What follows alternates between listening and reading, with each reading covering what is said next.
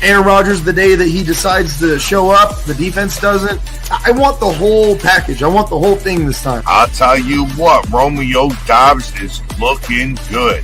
He is going to be wide receiver number 1 by the end of the season. Book it. Dillon are going to be part of this. They're going to get a lot of catches this year. They're going to get even more. Jones already showed that he can handle a big load of catches. 9 different receivers had 90 or more yards, in the 7 games that Devontae was out. He's stuck with this team for so long. He said he wants to retire here. Why not just let it be? I mean... Hey everybody, this is Gerhard de Beer, former Green Bay Packer offensive lineman, and you're watching Frozen Tundra Network with Bill the Packer fan and Packer owner Nick. Enjoy.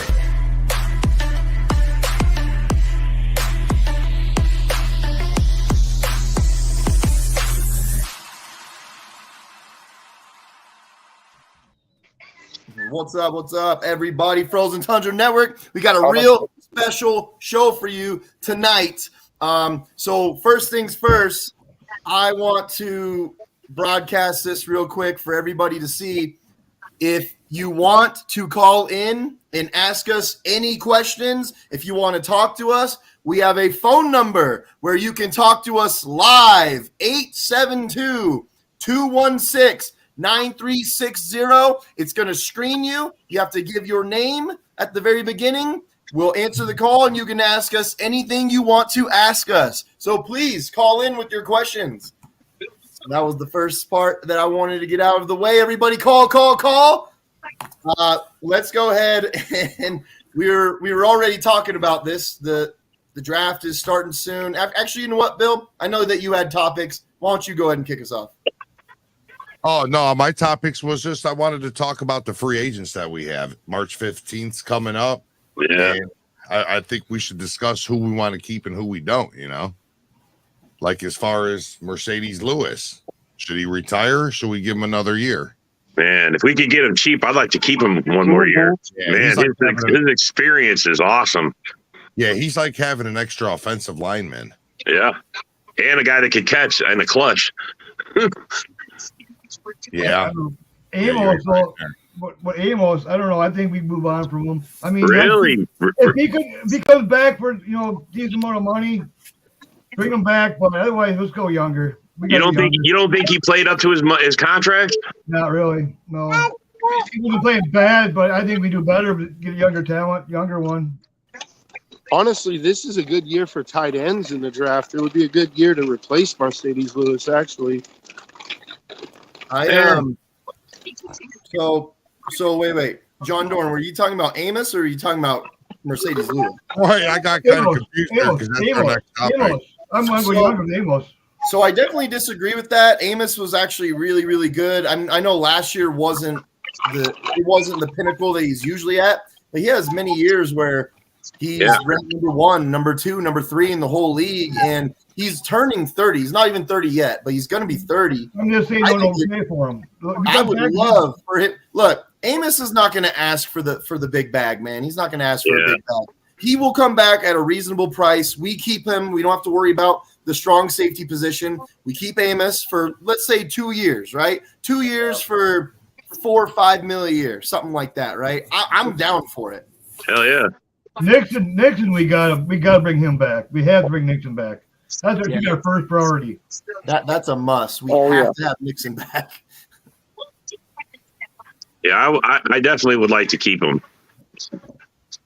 So the problem is, though, Goody was talking about how he would love to use Savage as a nickel safety, nickel corner, however it is that you want to describe it, depending on the scheme, right?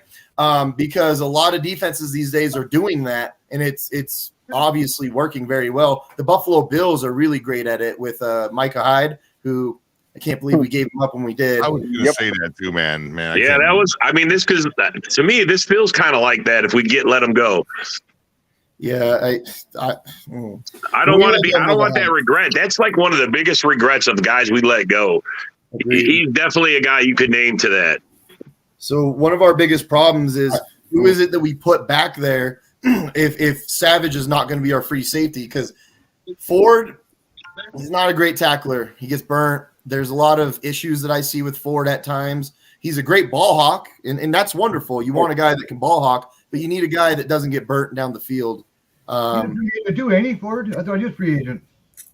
Ford, he was a rookie. We just drafted him. I'm thinking Green Bay might. We didn't draft Ford last year. I'm thinking Green Bay. He was unsigned. Rookie, I thought he was. He came in. Yeah, after the fact. Yeah. Go ahead, Adarian. And I'm personally. Yeah, and I was saying I personally think Green Bay might go find somebody in the draft to take over at free safety. And I'm saying they did meet with a few guys. They might have interest in the draft for a safety position. No, guys out of Alabama. First pick. If Branch is there, do we take him? I don't want to be. I don't want that regret. That's like one of the biggest regrets. Well, I know Alabama has some enticing safeties that everybody's looking at. There is this thing called RAS, and it's a relative athletic score. And apparently, man, they just keep coming up with shit, don't they? God damn it! I know, but apparently there was some guys that we were looking at that did not do too favorable in this score that I just heard of recently. I guess Goody's really big into those scores, Yep. whereas this one I've seen for a little bit now, the RAS score there, and mostly who Goody's taken has been people that have been scoring super high on it. Like he's been going for the very athletic guys. There's only been I think 3 that we've gotten that have had mid to low scores in that one. And I believe that was one of the big reasons. Not just that, there was other reasons as well, but the scores that Christian Watson landed with last year. I believe that was a huge reason why Goody was so I can wait for this specific guy. He's the guy. I'm not going to say that it's bad, and I'm not going to say it's good because I'm not educated enough on the subject just yet. I read a little bit about it. It kind of doesn't make sense to me in certain ways, but it kind of does. Anybody that has more information on it can go ahead and speak on it. It honestly reminds me of looking for the more athletic guy versus looking for who's the better football player. Yeah. So Branch had a really low score. It was under 6, which apparently is pretty low. Look, I'm looking for Kincaid in the first round anyways. I want Kincaid. That's my pick. You guys can go ahead and say what you want, but I want Kincaid with the first pick. I want a pass rusher or a wide receiver. You don't want a tight end, John? If maybe Mayers, I don't know. Maybe him. There's that Musgrave too. I like him. I don't know. I don't know. I think I would like a pass rusher or a wide receiver. I think our offense was horrible. So John, just curious, do you by chance know who Kincaid is? No. He's the tight end for the Utah Utes this last year. There was actually a kid that was under him that was younger who actually might be better. But Kincaid ended up, after all the discussion about all these tight ends in the draft, it's a tight end heavy draft considerably against other years previous. So you don't want Baby Gronk done? Kincaid was considered a much better valuable tight end than me and Travis Kelce. That's what I want. Yeah, fuck the Gronk. I want a Kelce, man. That's when it comes to Gronk and Kittle and all that. No, I want Travis Kelce. I want a Travis Kelce. That's what I want, man. Look. So our first 2 picks is a wide receiver and a tight end. Just a tight end. I think we're good with wide receiver. I like, we go out and get a free agent wide receiver. We get a really good early tight end. Man, I think that's what our offense has been lacking. We've always had a good tight end somewhere in there. Our 3 major things is a tight end. I don't know. I think it's wide receiver and not really receiver, but pass rusher and safety. Definitely need a safety, tight end, and a pass rusher. Pass rusher. Go ahead, Adarian. I'm gonna go to Adarian. Oh, sorry, Bill. Go ahead. No, I was just letting Adarian try to get in real quick. Well, as far as a receiver, I wouldn't mind one, especially if you can find one in this draft who complements Christian Watson and Romeo Doubs at that position. we are fresh at the receiver position. I'd say you do well to keep it that way. And when it comes to tight end, I wouldn't mind Green Bay double down on that position in the draft. Like you wouldn't set up a one, but you can always get more than one somewhere. Yeah, I'm not. You guys. I don't think they're going to re-sign Tanyan. I don't think they're going to sign him. So you guys already know me, and you've already heard me say this a million times, but I think there's better options than going real high pick for a wide receiver this year. I don't think it's necessary. Now, am I saying that we don't need another wide receiver or we don't need like some sort of boost in the wide receiver corps? No, that's not what I'm saying. I just don't think we should spend our first round pick on a wide receiver. It just doesn't make sense to me. Yeah, I would definitely be more inclined for them to get a piss off Rodgers after we trade. I'm going to piss him off. Come on, man. So Ken, who are you looking at? Not just a draft. I want to ask you guys, who are you looking at in the draft and free agency? Now, my big free agent for me right now is Sterling Shepard. I would love a low budget Sterling Shepard contract. I think that he could extend the field for us. I think it's a great move. I think we go get. I think there's better talent than Sterling now. We'll get Jark for about $2 million. There could be better talent. I mean, look, Jacoby Myers still might be that guy. I would like to. I'm saying Sterling Shepard, though, has proven that he can extend the field. He can catch over guys. He can create space. He doesn't need a great quarterback to throw him into like open. You know what I mean? So what about Odell? Good move. What about Beckham? Yeah. So Ken, go ahead. Yeah. I'm definitely for getting a free agent receiver. Like you said, Sterling would be great. I wouldn't mind seeing how Odell would do, but I think he's just going to want too much money still, even coming off the blown out knee. And for the draft, I really want the first two picks to be tight end and pass rusher, preferably tight end first. Because I think that's way more the glaring need. I think tight end and safety, in my opinion, are the must-haves right now. With we don't know what's going to happen with Amos. Even if Amos comes back, I still feel like we need another safety. I really do. Yeah. Rob, go ahead. I'm all on board with the tight end. I honestly, like I said earlier, I think that's what we've been lacking the last couple seasons in our offense. Having that tight end extraordinaire like a Bubba Franks. Oh, I loved him. I miss hearing the Bubba zone. You know what I'm saying? We down in the Bubba zone. Because he was a threat. I mean, you look at some of the successful teams out there. Their tight end is like a key part of it. Look at Travis Kelce. That guy is like, I would love him to be on our team. God damn. I'd have to say I agree with Brian there. OBJ is about done. Yeah, he is done. He was done 2 years ago, man. Yeah, you ain't lying. That shit gets old. Throw it to me all the time. I mean, bro, there's other people on the team. This ain't the OBJs. This is, We already got one head case in the fucking locker room. Don't even right, bro. We don't need that many more. But and always a pass rusher. I mean, you can never be sure. I mean, if anything taught us, every year we lose a pass rusher. Somebody the year before is Darius. Last year we lost Gary. I mean, we lose. They really showed up. Yeah, last year really showed up after Gary left. That's we need the depth. I mean, always. Speaking of that, with the head cases, I'm still really pissed off at Quay Walker. Yeah, really? Well, come on, I thought his play. I mean, yeah, he had a bad mistake there at the end, but that was at the end. It's not even a bad mistake to me. To me, it's more about making the bad mistake, not helping us win that game that we needed to win, and crying in the locker room or going to the locker room so that everybody got to post that everywhere and make fun of the Packers. That was embarrassing. Yeah, that part, that was. I'll give you that. I got a feeling that he's bipolar or something like that, and medicated with the way he's quickly shifting like that. So he goofed up bad, and he feels bad what he did to the team. I think Ken's onto something because instead of 0 to 100, he went 100 to 0. Like you, dude, it's only like guys that are way up in their heads that go 100-0 like that. Like a normal person can be this really soft-spoken, nice person, and once you like do something that really threatens their well-being or whatever, they can go to 100, right? To go from 100 to 0 like that, you have like emotional issues or something, man.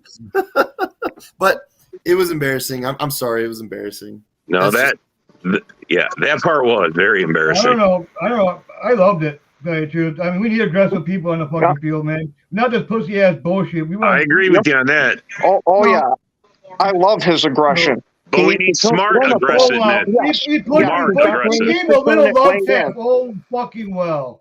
I mean, come on, man. What are we living in now these days? Yep. Oh, he pushed me. Oh my god. Start crying. Stop it. I don't care who the fuck it was. Oh, it was a personal trainer. I don't give a fuck. We should have pushed him first. Like grow some balls these days, Christ. They should have scrapped it up and fucking more entertaining. It's an entertainment game anyways. Entertaining. What up? It was scrapped. It's like hockey. Let them go at it. Bill, what do you think? What do you think about it all, Bill? I don't really know, man. I don't know. I'm kind of lost on it. Like, how did you feel when everybody's posting that and like making fun of Green Bay? And it's like, God, like why? It's the matter of clickbait. People want to get paid. Yeah, I don't let that shit bother me like that. I don't care what other fans think. Other fans can suck a dick. A big fat one too. Yeah, big fat one. Because I mean, bro, through the off season, it's bad enough, but man, during the season, that was the end of the game. It was look. He made a bad choice. I don't really give a damn. To me, it reflects badly on the team, but it doesn't make me, any. I agree with John. I think we need more guys out there that are going to get a little more rougher and a little more tougher. Yeah. Don't take no shit. Yeah, I'm tired of these soft defenses that we've been rolling out. I want to see someone run down the field and just kill the punt returner. Just kill him. You guys, just kill him before he can catch the ball. Hold on, everybody. We got a call. Oh shit. Go ahead, Nick. So what's up? Who is this?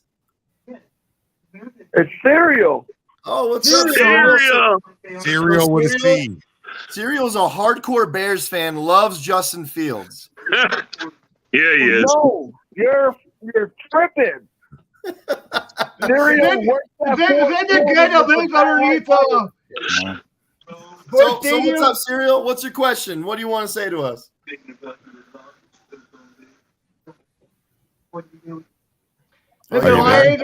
Same old Lions. I think he was going to say something like that. Same old Lions. I heard it. Same old Lions. Is your Detroit Lions going to bite any kneecaps next year, buddy? No.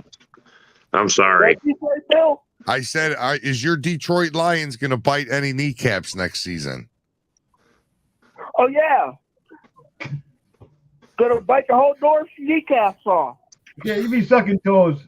Yeah, exactly. Nibble. That's all you fuckers can do. So Cereal, did you have like a question for us? What'd you want to say? He was actually trying to get an autograph from John Dorn.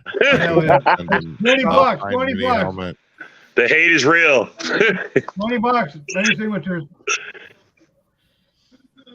Well, I guess Cereal doesn't have much to say. Now, what I will say is John Dorn pays me every time to give me his autograph, so get it while it's hot. That's funny.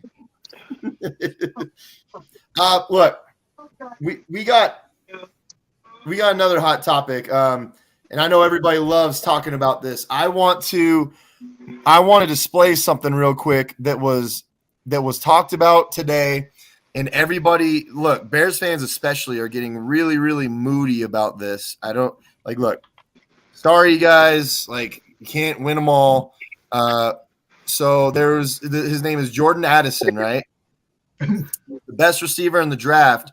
And he came out today and he says, well, hopefully I won't have to worry about that. I know there are teams without running backs at quarterback that want to draft me. I don't want to go out there looking like Claypool because my quarterback can't throw the ball. That's what he said when asked about potentially being drafted by the Bears. What do you guys think about that? Holy shit, right. That's not that. It's true. I mean, Oh my God. So what do you guys think about that? I would say it's not unprofessional if you're telling the truth. So Yeah. Stop with the fake news. But dude, what I mean, where have we come? I mean, I understand it's funny and all, and it may be some truth to it, but how far have we come now that the players are dictating the terms of what team's going to draft them and everything else? I mean, they used to, when you got drafted, you were happy you got drafted. You were picked on a fucking pro team. That's. Yeah. I mean, I wouldn't want to play for the Bears either. They suck, but let's be honest. It doesn't matter if the player says, "I love the Bears." I would look. You have to say anything that you can possibly say just to be drafted. You know what I mean? Yeah, but to put a shade on another team is unprofessional. I mean, bro, that's just unprofessional. That's just, you'd be lucky someone drafts you, bro. Unless it's Jordan. As long as it ain't the Bears, you'd be happy. Bro, you would be happy going to the Lions? Not better than the Bears. Yeah. Not by much. Well, and that's only been this season, man. That's only been this season that the Lions were better than the Bears. Yeah, I forgot. Dan Campbell will make me soft and fucking make me get in my feelings and cry. Yeah, I'm going to the Bears. Well, when it comes to Jordan Addison, given his position in the draft, there's a good chance he could fall to us, along with Detroit. Yeah. Well, I think we got it. It's too far away to even try to predict what everybody's going to do in the draft. There's so many things going to go on, and so many trades are going to happen. And so what quarterback you think we're going to pick up? We're not. We're actually going to get a quarterback. It'll probably be before the draft. His name is Aaron Rodgers. We'll get him back. Need it for a bag of chips and Doritos.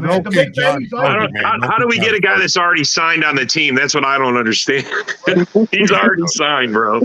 No shit. That's fucking. We're getting him back because we don't know if he's here or not. I was wondering how that worked because he's literally signed. That's the thing. All these fans are talking about this. I go, wouldn't you put the best player out there for your team, the best player? So if Rodgers and Love are on it, I don't see how Love is better than Rodgers. And if Rodgers is signed and playing and able to play, Rodgers last year? Did you watch him?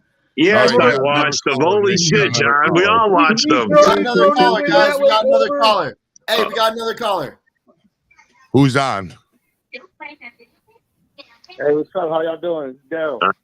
Pretty good. What's up, Daryl? What's your question? What do you want to talk to us about? How you doing, man? Hey, who you represent? What's going on? Is this the Packers Network? All right. This is the Frozen Tundra Network. So, Frozen Tundra Network. Okay. All right. Quick question for y'all. How y'all doing today? Pretty good. I pretty good. I ask you, what do you think about Aaron Rodgers right now? What's going on? We're trading for a bag of Doritos.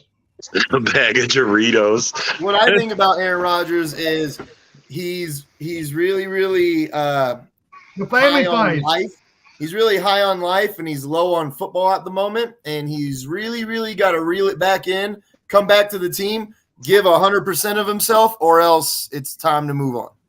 Yeah. I'm all about trading him away. I'm all about trading him away. Get whatever we can get for him and retool real quick and move on.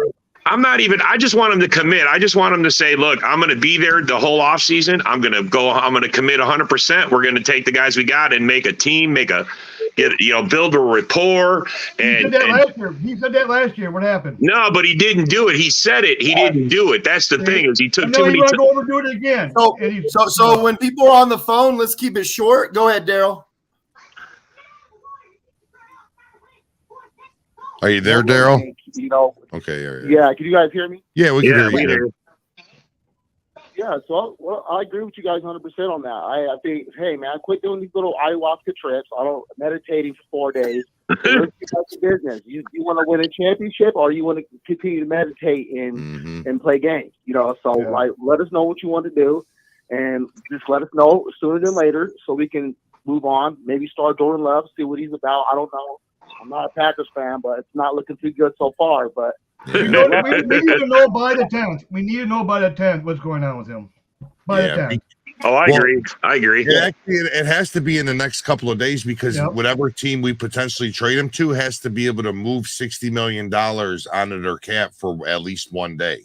Yeah, I might jump in my jet and go fly down and go talk to him and tell him get his ass on here. It just gets old for me, man. I'm just tired of hearing it season after season. Like John said, you signed a contract, man. You have at least 1 more year on that. We shouldn't be even. This shouldn't even be a discussion, man. Happen. Let's do a back and forth. Daryl, let me ask you a question. What do you think about the Bears? Who do you root for? Who's your favorite team, and what do you think about the Bears? So I'm a big Raiders fan, so definitely Raiders all day. I know it's not looking too good right now. Oh, so you're hoping for Rodgers then, right? You're hoping for Rodgers, right? I mean, I wouldn't be mad, but I don't want to deal with the games you guys are dealing with. So you guys can actually keep him, and we'll just roll with the punches. I don't know what Josh McDaniels is doing. He's kind of you call him Old McDonald. That's his name. Right? Old McDonald. That's hilarious. I'm not sure Rodgers can play for the Bears, John. He owns the team. He cannot play for it. It's a conflict of interest. The Bears. I don't know what the Bears are doing. Honestly, they have talent. I mean, Justin Fields is pretty good. I mean, he's good. But what about the receivers? No, we know that the color's drunk. No, we know he's a true Bears fan. That's what it is. Wait, Bill. Do these people get drug tested before calling, or did you say Justin Fields is pretty good? What's he pretty good at, other than running? He's a running back. Yeah. I mean, honestly, he got dots too. I mean, he has some dots, but look who he's throwing to.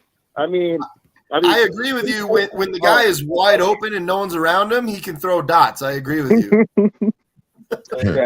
He's great at broken plays. He's great at broken plays. So let me give you a few stats real quick, Daryl. And go with that. So Justin Fields, as a passer this last year, he was ranked 33rd in the league, and there's 32 teams. He was not looking too promising there, bud. He had some of the worst. The start of the season wasn't looking too good, but those couple games he went off, ran for a bunch of yards. He is what he is. We have to see. Give him some weapons, give him an O-line, and maybe something, but it's going to take the Bears a long time to get there. And I don't think they're going to get there anytime soon. So I don't see them as playing a big factor anytime soon, especially in NFC North. I'd be worried about the Lions. That's what I'm worried about. Yeah, they are up. They are up and coming. Ah, shit. So you guys want but if history repeats itself, they're gonna tank, bro. I mean, come on. They're gonna fuck it up somehow. So Daryl, what's the plan now that Carr's gone? Are you rocking with Stidham and tanking, or for Caleb Williams, or what goes on there? I mean, honestly, I don't even know. I don't know what they're doing, so I'm just gonna hope for the best. If it's Jimmy G, I don't know. I might not watch the season, but Josh McDaniels. I might not watch the season. So I wouldn't be shocked if we got Jimmy G and maybe roll with or maybe we kept Stidham. And if they had Stidham, I'd rather have Stidham than Jimmy G. We'll see what they do. The Niners been trying to get rid of Jimmy G for what, 4 years now? Yeah. Yeah, but they was counting on him for a while. Yeah, you'll probably be able to get him easy and cheap too. Yeah, I'm sick of looking at Deacon dunks all game. I want a quarterback and actually throw the ball. Hey, Wentz is free. You guys go get Wentz. Now we got rid of him. We get a quarterback. You brought back Josh Jacobs today. Franchise tagged him, and the Bears were really mad about that. I mean, the Bears. They need to worry about getting keeping their own players. That's what they need to do. Jacobs, I think he's going to stay all along. So I think if they're going to sign out a long-term deal for him, he's locked in. But other than that, I don't know what else they're doing. Well, we actually have a Bears fan on right now. His name is Darcy. He could probably answer whatever questions you got about him. Hey, Darcy, you want to answer the caller's questions there, bud? Is Justin Fields a running back or a quarterback? You're muted, buddy. You're muted, bud. Can't hear you. He's not the sharpest tool in the shed, fellas. Can you guys hear me now? There we go. Unfortunately, yeah. Hey, Bill, to answer that question, can you play that clip I just gave you today? I don't think I have it anymore, dude. Detroit Lions are going to win the division in 2024 and make a playoff push, maybe beating the Philadelphia Eagles in the divisional round. Yeah, that's why no one really asked Darcy football. Yeah. Same old Lions, always talking shit. Can't back it up. Well, first of all, thank you, every one of you, Packer Slappies, for having me on the show. I'm the only smartest guy in this little screen here, so let me enlighten you. Make sure you tune in. We have legitimate. It can stand up to questioning. Listen, we have Jeff Risding coming on. He's going to be live to the NFL, the North, the Huddle, and he will be asking your questions. He writes for Lions Wire and Real GM. He's at the Senior Bowl right now, and if you guys have some questions or want to come on the show, hit me up and right, guys, like, subscribe. We got another caller coming on. Who's this? Are you there? Hello, caller. How you doing? What team do you represent? Raiders. Oh, okay. We got a lot of Raider fans calling in. How you doing? Yeah, what the hell? So, do you think Aaron Rodgers is going to come down there to Vegas with Adams or what? I don't think it's a good fit. Even though he's from the Bay Area, I don't think it's a good fit. No, Devontae will stay. Yeah, Devontae ain't going nowhere. He's locked up. You guys aren't really playing in the Bay Area anymore, though. No, they're not. I know. We went to a game this year, and it was pretty phenomenal. We went and saw them beat the Chargers, playing prevent defense in the last, 2 minutes of the game and barely hung on to win. So listen, as a Raiders fan, this is mom and this is Nick Green's mom. So okay. So this is an odd question for you guys. Like, I've been, obviously, as a Raiders fan, I have suffered greatly over the last 30 years, right? And I'm a Lions fan. I feel your pain. Well, thank you. Right? It's getting to a point where it's humiliating. So I wanted to ask you guys, like when the beginning of last season started, I said if Carr doesn't make it, it's on Carr. Like, it's finally on Carr, right? And all that happened. I'm asking you guys. You guys know more about football than I do. Well, not Jamez, but give me something. Or John Dorn. Give me something to believe in. Tell me what I need to look forward to while being a Raiders fan next year. You want to take that one, Darcy? Let's hear what you got to say. Hold on. Let me answer that real quick. No. Nick's just coming out of the washroom, and I've had lots of fart things come on from his video chats. So I am going to answer this for. Okay, go ahead, Nick. Let me just give one answer, and Darcy, you can take it. There's one thing that you can look forward to. Actually, there's two things that you can look forward to next year being a Raiders fan. Not being a Lions or a Vikings fan. There's two things for you right there. Do not bury your head in that sand like they do every single year with 0 Super Bowls ever. Go ahead, Darcy. No, you guys are kind of like the Lions. Somebody's screaming in my ear, but you guys are kind of like the Lions. Like it comes from the top down management, and so many players and so many GMs and everything they say that it comes from the top down. Now, you guys had a little bit of drama with all that stuff you had going on. One of your players killed somebody. I believe he's still in jail, but you know what? You have to build through the draft, and you have to have a really good coach. Are you confident in your coach? No. She said no. At least she's honest. Well, I don't care for him either, so yeah. Man, and so he became so highly touted too, man. What I'll say is that the Raiders they'll be better off without Carr. Yeah, I think it'll be too. And Darcy, Coach Darcy, you talking about I feel your pain as a Lions fan. She doesn't know that kind of pain, buddy. Trust me. That's don't even try to compare that pain. God damn it. We goddamn laugh out Lion rejects. Hey, Jamez, I am actually going to I'll co-sign your mortgage for your house there because I guess you're going to be owing me a lot of money. This guy has made some major ass bets. Talk about it. Yeah, but live in Canada. I'm gonna have your ass after you run out of money. After you run out of money, I'm gonna have your ass around here folding clothes. Wearing a maid's outfit. Hey! Before I go, I just have one more question. Sure. Does Nick Green still think that Tracy Chapman is a man? Oh my God! Well, He probably got proof. I want to hear. He's the probably got proof. Tracy Atkins. Oh, I said man. Tracy Atkins. He said Tracy Atkins. That's funny. Growing up, I thought Tracy Chapman, the singer, I thought that she was a man. Learned it was a woman in my world. I mean, that day. To your Thank you credit, for calling Nick, in. That's all awesome of us that you on this called in. panel at one point thought Darcy was a man. Hey guys, have a great show. I love the idea. Keep it up. Have a happy Thanks for Easter, calling. Thanks for calling in. That's great. Yeah, Darcy does get confused as a man sometimes. Yeah. I mean, See, Darcy these guys Jenner. keep- Darcy Jenner. These guys can't keep their name out of their mouths because I'm the real deal, Maville. Did you say there was another caller, Bill? Bro, you mentioned my name before I said a goddamn word. We had that caller. Whoever was calling from Ontario, you want to give it a call? The line's open. Call that's back what's in. A Canuck. Jamez, I got something that I want to talk about. You specifically, bro? you made a post on your burner. Everybody can go ahead and go guess what his burner is. I figured it out day one.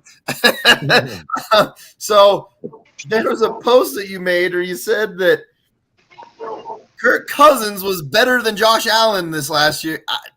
Tell me that was a troll post, right? No. What I said was that not only did I say I said I approved it. Now, and obviously, I do use that for clickbait purposes, but it's not far off, Nick. It's not like it's a blasphemous thing to say, bro. And if you go by the dynamics and what I use to back my story up on this shit, Josh Allen, he's an overrated motherfucker, dude. He's a choke artist, bro. He's not. Don't get me wrong. He's a good guy. He's a damn good quarterback, and he's probably top 6, top 7 in this league, bro. But he's not, bro. You do not see Nick. Because he's getting his feelings a lot. Nick, if it weren't for what happened to Hamlin, if it weren't for what happened to Hamlin, Nick, you would have been sending me 200 because they were about to get their asses. They were about to get their asses whooped that day too. I got to watch Josh Allen play twice. I got to see him in Buffalo at the 50, and I got to see him in Detroit. And he is an inaccurate quarterback. I'm telling you, he blew that game. Minnesota didn't win that game. Oh, there you go. The Bills lost that game. The coaching staff. We have a question. We have a question from a viewer. Ask When Jamez you if the follow that Minnesota ball- Vikings are getting demoted to the CFL next year. Have you heard anything among your fan base about this? He said, really? All I'm trying to say is, I got a question. Nick, what do you see the record?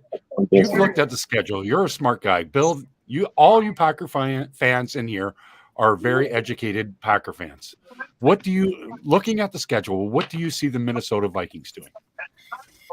I see. Look, how can you ask that question without free agency or nothing? The ball bounced your way all year, man. It really, really did. Like just like what Darcy was alluding to with the Josh Allen debacle on the 1 yard line, man. How do you fumble that ball for? It's like the most impossible things that no one's ever seen happen last year in the Vikings' favor. I could actually see the reverse. I'm not going to say 4-13 though. I'm not going to go that drastic. I can see him going back to 7-8 wins again because the ball's not going to bounce your way again every single game like it did last year. I'll take that bet. I'll take that bet, Nick. Yeah, but okay. Jamez, you already have a bet with me though, don't you? What is that bet? What is that bet? It's easy. It's easy to take your money, brother. That's not a. It's $20 million over the fucking debt. What are you gonna do? What is it? You owe me 100 for every game. Remember that, dude? What is it? You have no chance. You have no chance of winning. But this is what I'll say about it. Dude, the Vikings, even though yes, we did. Hold on, somebody got some feedback on. We did win a lot of close games, bro. That could have went the other way. But I don't think that's going to be the factor. We're going to be a reverse, or we're going to get half the goddamn wins. Nick, do you not understand, bro? That not only is this offense going to be just as potent, bro, the defense is going to be better. Now, I'm not guaranteeing another 13 goddamn wins, but you better believe it's going to be double digits or better. It's going to be at least, I'd say. How did the defense get better? I didn't say it has. How did it or how will it is the question, bro? You act like the season starting next week. I know that's what I'm saying. Too early, man. It's just too early. No, that's why I'm trying to say. Coach Darcy, he's asking. Fans do, and you're gonna have a list of guys that the Vikings are gonna get these guys, and you're gonna get none of them. Exactly. So why would I do that? How could Darcy ask that? What do you think of the Minnesota Vikings? I'll have a clear. I could tell you right now for sure off the bat, Vikings are getting at least 10 wins next year, at least, but without the free agency or draft. I'll give you my initial thought after everything is said and done before the season starts. Money Winopolis, will you able to go 200 for every win? The push line is 10. The push line is 10. Push you gonna take that bet? Yeah, I'll take that bet. I'll bet you right now $100. You might freeze your bank account. I'll bet you right now $100. He's calling you out, buddy. He's calling you out, buddy. $100 next year. We're going 200 per game. 10 games. So if they go 7 wins, I get fucking 300. I get 300. I get 300. 300. That's a bad. They get 7 wins. Me and Jamez bet $100. The Vikings won't win 10 games. All right, so Jamez got a few bets out here. Let's get this public here. What's your bet with him, Nick? That the Vikings will not win 10 games next year. Well, that's the same bet. But if they go under, Nick, then he's going to owe me 200 at 9, and he's going to owe me 400 at 8. It was at this moment that he knew he fucked up. But you're not underestimating this shit, bro. You're thinking that we're going to be the Detroit Lions, bro. The thing is, you're going to. Bro, I could easily see you giving me having to pay me about 400 next year, bro. You're gonna be easy pickings, bro. You're gonna be like, I'm gonna start to feel like I'm taking advantage of you after a little while. Like I said, I'm gonna say instead of money, you come over here, fold some clothes. I'll put your ass on the grill. You know what? I'll put you on the grill, bro, and we'll work it out. Hey, he says he does good drywall work, bud. Oh, and drywall. I forgot you're a drywall expert. I forgot about that. Doesn't that say the real deal? They don't put the real deal on a jacket. The thing about it is, bro, you're so worried about the Vikings that off of a barely escaping 500 season where you didn't achieve a goddamn thing. You don't understand that Jared Goff's about to turn back to goof on your ass. That he just had the best season that you could possibly ask for, and that you just signed old ass John Fox to that to manage that defense, bro. You guys are fucked. You're fucked. So you played 4 backup quarterbacks. Now you have 1 less home game, and you're playing a killer schedule. You're playing the number 1 teams. You're playing the Eagles again. How did that go when you played the Eagles? Talk about it. How did it go for you when you played a backup playing the goddamn Patriots? Did you even score a goddamn point that game?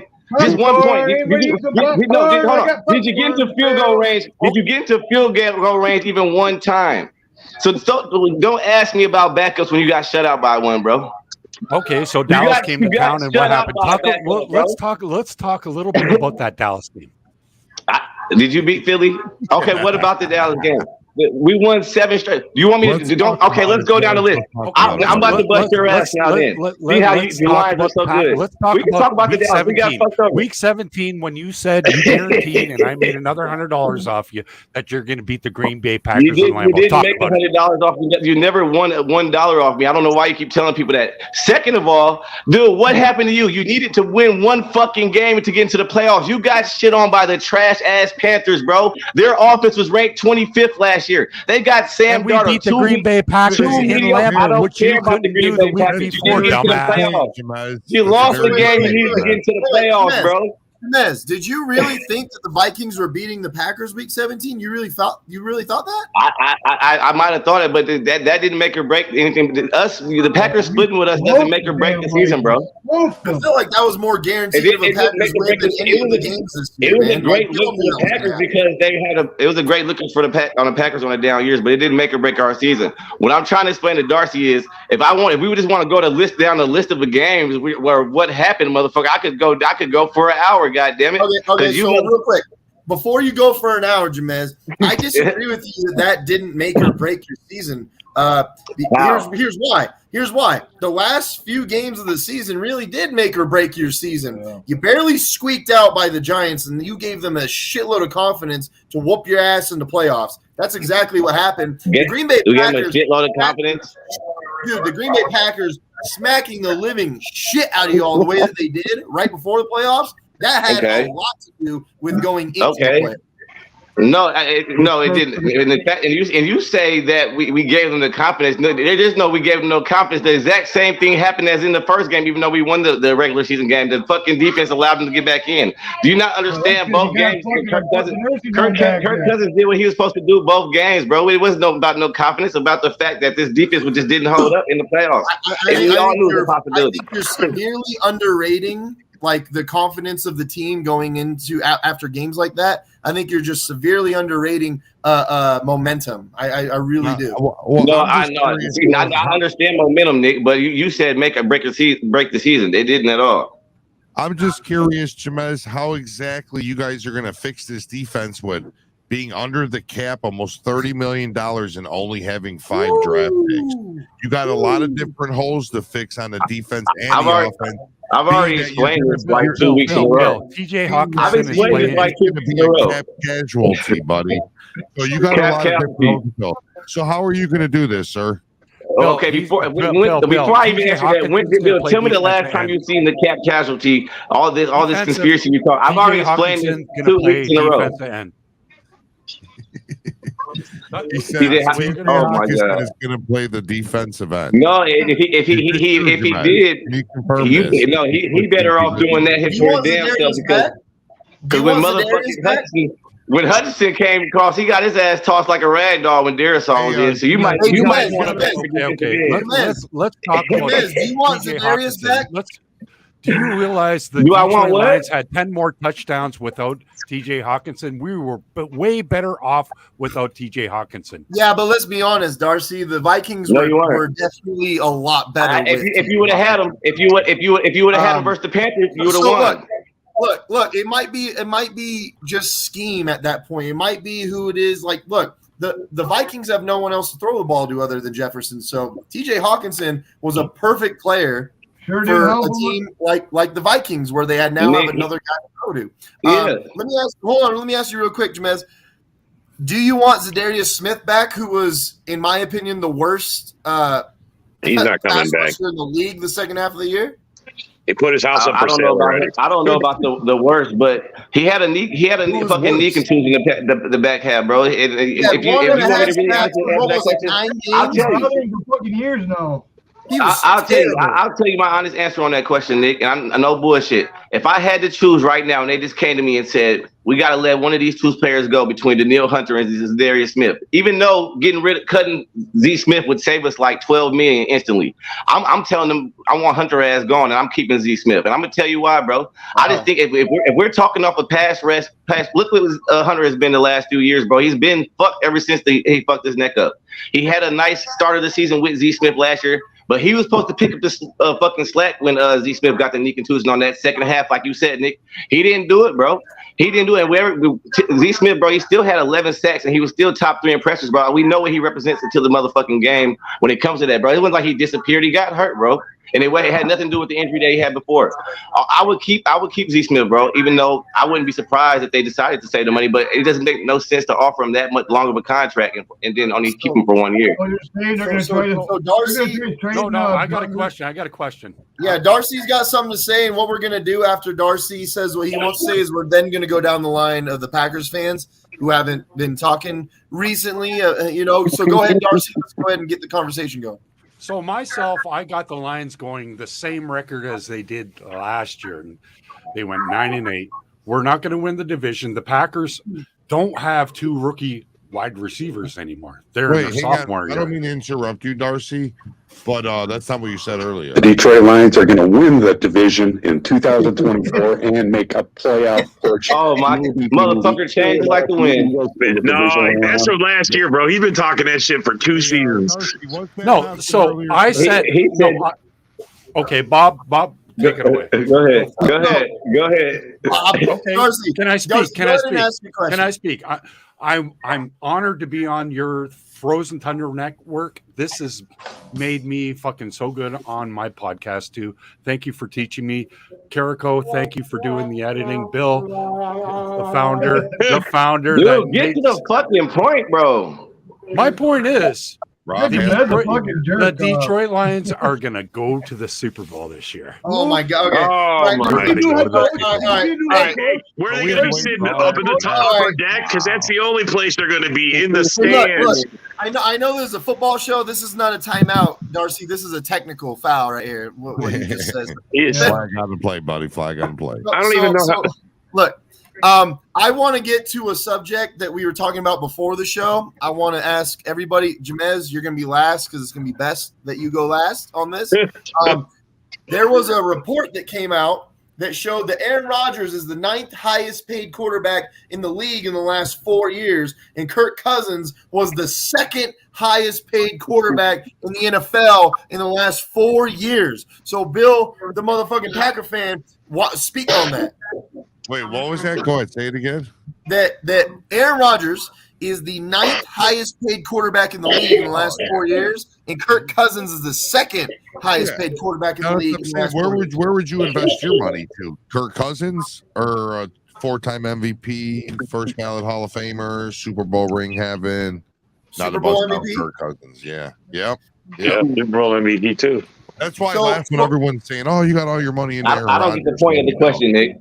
No, we wait, don't. Wait, we're getting to it. Don't worry. We're discussing, and what's going to happen is everybody loves to say, well, Aaron Rodgers should have took pay cuts. Aaron Rodgers should have done this. Aaron Rodgers shouldn't have took this much money. First of all, he's making way less money than a third of the fucking league, okay? or I guess it'd be about a fourth of the league. So when you're in Tom Brady, right? He takes all these pay cuts and he doesn't make money. That's not true. Tom Brady was like 5th on that list. Yeah. Tom Brady takes the bag. He takes the money. Okay? He did take the pay cuts though, Nick. Whatever you want to call it, it still goes against the cap more than Aaron Rodgers did the whole entire time. So what Aaron Rodgers was doing actually wasn't nearly as bad as people make it out to be. It's just it's just biased, unjustified hate for no fucking reason. I don't get it. So I want to ask the panel, how do you guys feel about when you look at numbers like that? I believe Russell Wilson was number 1. But when you look at numbers like that, and people are telling us like Rodgers should take less money. He's been taking less money his whole fucking career, to be honest. Not really, Nick, but I'll go last on this. Bruh, when he won his first MVP in 2011, he only made $10 million that year, which was like 15th in the league. He's been taking less money his whole career. He's been boosting the franchise. He's been taking bad defenses, saving their asses, bad coaches, bad management. I'll give you that. I'll give you those points for sure. So how do you guys feel about that? Go ahead. Whoever wants to take it, take it. Hey, Rodgers gets what he gets, man. I mean, everybody's talked about this. He's paid way too much money. Look, he's taken us places we haven't been. He's got a ring. He's got 4 MVPs. He's worth every penny. I'm sorry. I wish we would have won a few more NFC championships. I'm just glad we got that far. Shit. Half the division or 3/4 of the division ain't even close to that. You know, I mean, you can't even put a price tag on how much. That's why we got the swagger Packer fans got because of Aaron Rodgers. You guys can talk shit all you want. You want to get rid of the swagger. He's the reason why. This is the flip side of it, Nick. This is my flip side to it, I think, though, Nick. He brings it on himself, bro. When he was crying about how the Packers aren't getting him this, aren't getting him that, even though they kicked the can down the road for him, he still made all those dollars, bro. He still was getting max dollars. The thing, if he put that out there, bro, and all them it's not like anybody else brought that on him. He said he was disappointed about the Jordan Love pick and everything else. If that's the case, bro, of course everybody's going to speculate and say, oh, he's overpaid. He never took if he wanted a better defense that he cried about, if he wanted these skill position people, he would have took the pay cut, bro, on the spot. He never did it. What pay cut? I was What going to pay say, what cut? about the years He that would. we He could. After he made the first two. After he made the first 250 million, he could have said, "You know what? I He want to hasn't go. I made want. 250. I What are you want to go talking Super. about? I want to go. I want to go Super Bowl crazy. I want to go Jamez Super Bowl is crazy. into Give me real Give me $1 million. football Give me So one. wait, Give me a $1 million so wait, let me contract. get this straight. What You want Aaron NFL Rodgers to quarterback's take a playing pay for cut? $1 million? I want him to you sign. want the I want him to ninth sign. highest Hey, paid- no, Have you seen I want him to the sign cap a hits this 100K year? contract. Aaron Rodgers is low on the board for this year in cap hits also. So you want him to take, you want the ninth highest paid player who's a top 5 player in history to take a pay cut? No. I know. This is what I want, Nick. No, Nick, he deserved every penny, but that's what I want him to do. If the Packers gave you everything he's needed, bro, over the years, even though the defense hasn't always been the greatest, bro, he should have never been crying about this shit in the first place. That's where the narrative got created. Now, all the people that say, "Oh, he just overpaid," and he's a greedy, the Packer organization didn't put nothing around him, and it's on them for why Rodgers is the way he is, man. I'm sorry. We had context to when you said, just real quick. They didn't put nothing around him, bro. They didn't. I Right? They didn't. I want to give context, Jamez. He's had a top line and top offense for years, bro. Was disappointed when they drafted Love. Let's give context to that real quick. Rodgers was never once disappointed that Love was the predecessor, right? The guy underneath him as the quarterback. The disappointment was that Rodgers thought that we would get receivers or someone to try to help the offense in some sort of way. So I don't want people that watch this to think, oh, Rodgers was disappointed that we got Love. That's not at all what it was. That's not true. You're right, Nick. And I agree with Rodgers on that, goddamn it. He had the right to feel that way. You got another caller on. Oh, okay. Rob, you go ahead and take the caller's question. Me? Yep. Hello, caller. Hello. Who's your team, man? Who you root for? Well, I'm a Niners fan. What's your question? Ooh, Niners fan. Ooh, Niners fan. I heard that they suck. Yep. They were good enough just to whoop our ass, so we can't really say too much. They always whoop our ass. That's the problem. We limped all our way to the NFC Championship game. What are you talking about? Yeah, that's damn good coaching right Three there. Three quarterbacks later. That's damn good Because coaching. I'm a mind reader and I'm really, really good at this. Watch this. Your name is David? No, it starts with a D. It's Devin? Yeah, that's it. You must. Wow. We're gonna have to start calling Nick Miss Cleo. I know, right? That's that month for the next lottery numbers. Oh, that was the guy who was giving Nick shit. That's what he needs to be doing. So, what's your question, Devin? Oh, well, I haven't really been paying much attention. I didn't know if you guys had touched on what's happening with the Raiders. So how do you feel about Rodgers coming to 49ers? Dude. What's that? Wait a minute. How do you feel about Aaron Rodgers coming to the 49ers? Wait. He's saying, Wait a would minute, you wait a minute. accept Aaron Rodgers to be your quarterback next year? Would you accept that? I don't know. I'd almost rather keep Purdy. Right? Oh, well, Purdy's arm is that's a pretty We'll give good you injury, Rodgers, though. you give us Purdy in a first rounder, and we'll call it a day. Yeah. I got to be honest. I'm not sure that he's going to come All right, back. guys, we got another caller calling That's a in. serious injury. All right, you're on. Who do we got on the phone? My name is Greg. It's fucking Isaac. What's up, Isaac? It's fucking Isaac, man. My question is for Jamez. Jamez, explain to us that ring pop ring. Did you hear that, Jamez? Did you hear the question? You got a caller on. No, I didn't. What happened? My bad. What happened? Explain to us that ring pop. Explain to us that ring pop ring that Vikings have. The ring He said pop you- ring. Yeah, he said you got a ring pop this year. How was Participation that ring ring. pop taste? Oh, that must be one of my fans in the comment section trolling. No, he's dead serious, and he wanted to know if he can get an autograph. Yeah, tell them to hit the link and come on here and talk to me about it. Get some of this Minneapolis milk. That's what his ass can get. Yeah.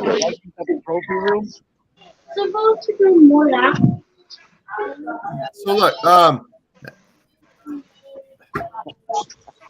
Please. Isaac, the fact that you can call in, but you can't be on the show. He already hung up. The fact that Isaac can call in. Why didn't Kirk Cousins take a pay cut, Jamez? Would you like to answer this question, sir? Whoever that is a dumbass because he took one every season. He took one every year. He took one. Do you guys follow the Vikings? He's took one every pay cut, every contract he's had with us. That's why we had to. But he's finally hitting the goddamn can. We're about to. He's about to restructure again. Are you saying That's what do you call what do you call a pay cut down there right now? His beneficial team. An enormous amount of money that you were owed, and you take it right off the books. He gave $10 million. He gave $10 million back every goddamn contract, bro. Go look it up yourself. Or you tell somebody to look it up right now. Maybe they need to do some research before they ask questions on here, man. This is the highest paid quarterback in the last 4 years. Hey, we got a caller. Look it up. We got a caller on. His name's Devin. Look it up. Yo, Devin. All right. Hey, Devin had a question. I want to ask Devin. You guys could actually answer a question, or you just Devin, ask your question. What do you guys think is going to happen with Lamar Jackson and the Ravens? Oh, that's a good question. I think he plays. I think he's signed within I take it. I think Go ahead, Darian. Take it, buddy. Darian wants to take it. If I have to consider what happens to Lamar Jackson, more than likely the Ravens are going to cut their ties with him. That's right. It's likely. It's more than likely he'll be let go from that team. Like if you took him on now, you're paying for a quarterback who's injury prone and can't do much or nothing for your team in the playoffs. So one thing is the Raiders are going to be screwed either way with whatever choice they make with him. But I'd say the best thing for him is to move on. Say bye-bye. Save some For money. whatever reason, when you said the Ravens, it sounded like Raiders, and I could actually see the Raiders going for him, gunning for him. I could see it.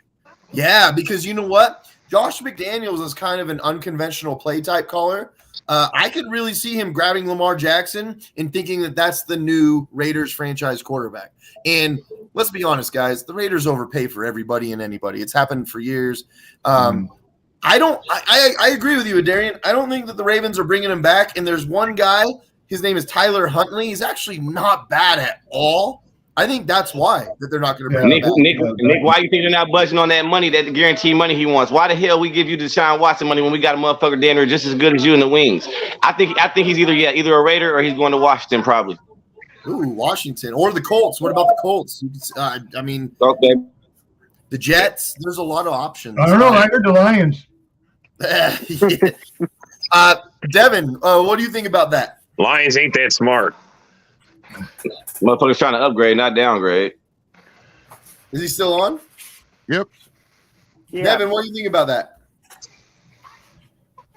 I think you're right. I think they're going to cut ties with him. Where he goes, who knows? I do believe. I'm with you, Nick. I think I could see him as a Raider, but I mean, any of the teams you guys named, I could see him go there either way. So. He's just going to get paid. He's just going to get paid. That could be why all the clickbait media is putting out there all day today that the Raiders are officially out of the running for Aaron Rodgers, like they pulled out.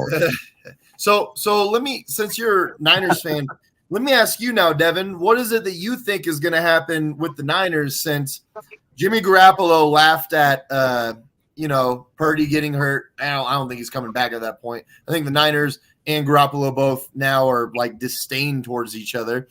Purdy, his injury is pretty significant. That's an abnormal injury that usually doesn't heal properly, like as good as it used to be.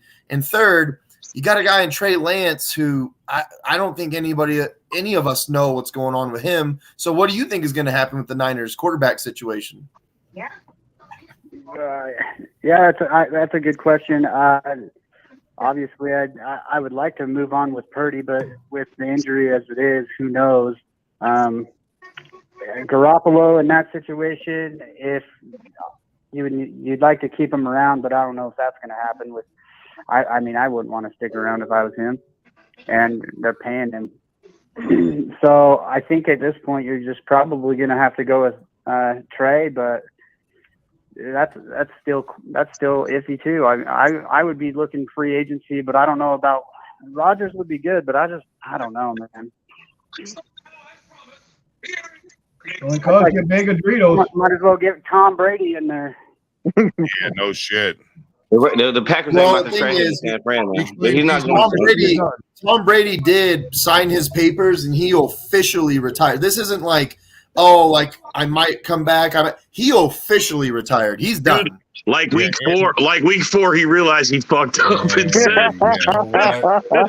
And not to mention, he signed that big contract to be a broadcaster now, and he's making more doing that than he did in his whole career in football. Bro, let's be honest, you guys. Does Tony Romo not look 10 times happier than he ever was playing quarterback? I love him calling games. He's my favorite broadcaster right now. He's pretty smart when it comes to broadcasting. But a lot of why couldn't he read better broadcaster than quarterback.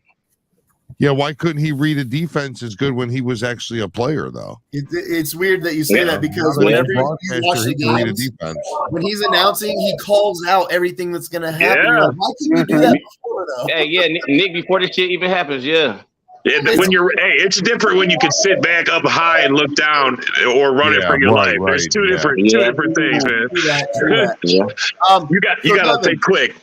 Devin, let me ask you, what do you think about the Vikings? He's already gone. He's gone? All right. I was going to ask what you thought about the Vikings. Josh Allen. You want to know ditchweed. He probably thought he was his daddy. Yep, the phone lines are open. If anyone wants to call in and have a question for Jamez, John, or anybody else on the panel, call in. Even if you have some really horrible things to say against me, like, go ahead, call in. Yeah, Nick's taking free shots tonight, guys. Free shots tonight. What's up with Darian? I was gonna tell you, as you did mention Tampa Bay. Once Tom Brady retire, you can always see Lamar Jackson go to the Buccaneers too, since they'll be the quarterback since Brady's retired. Yeah, but they're in cap hell too, though. Yeah. No, he's going to go someplace that's going to pay him, man. He's going to get paid. Somebody's going to want a running quarterback. Mm-hmm. Nick wants a running quarterback. Hey, Bear can pick him up. You know? I gotta be honest, I'm not a fan of the running quarterbacks. Look, one thing that I really like about Jordan Love, he's not the fastest guy in the world. He's not like sweep type speed. Yeah, he's more of a pocket passer.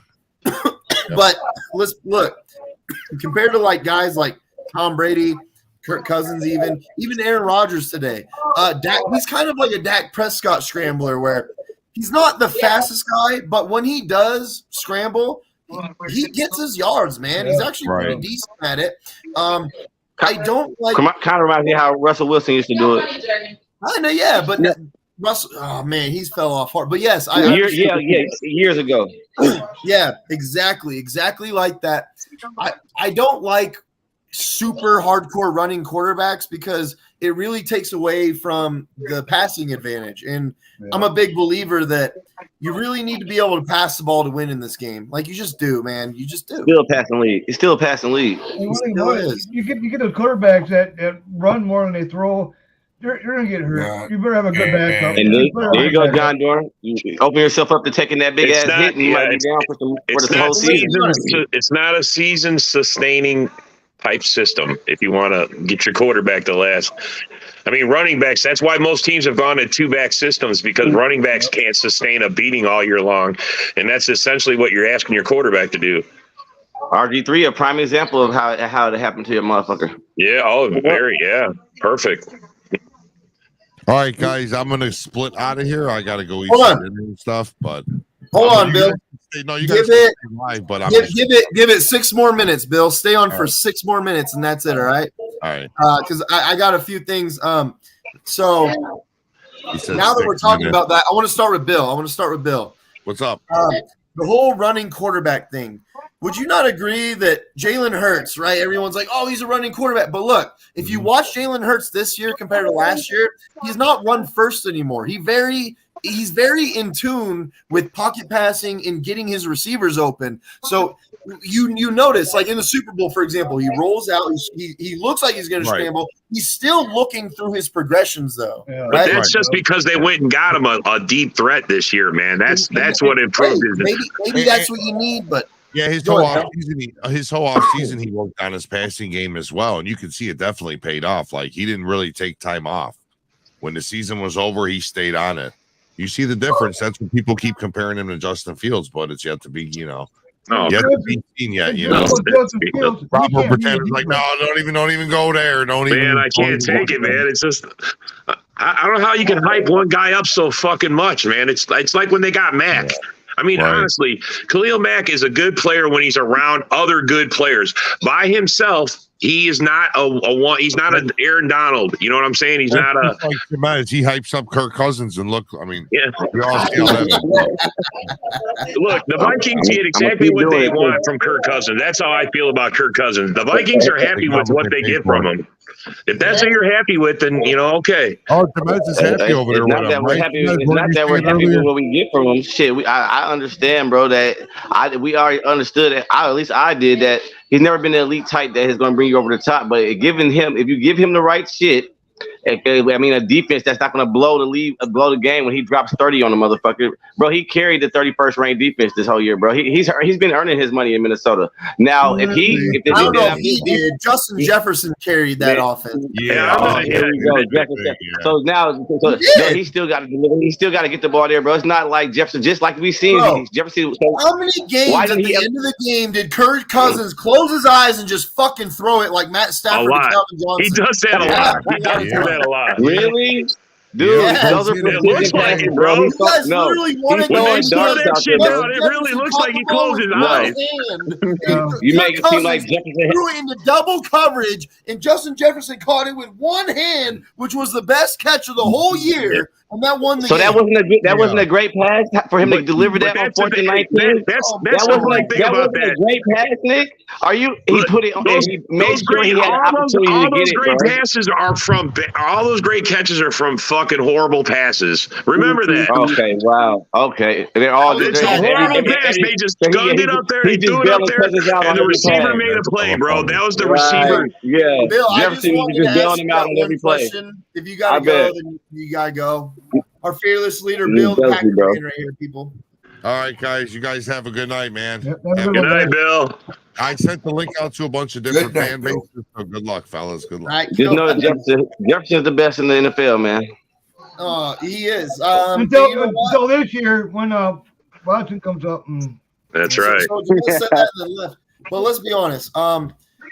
I think there's still an argument to be made that Adams is actually still better.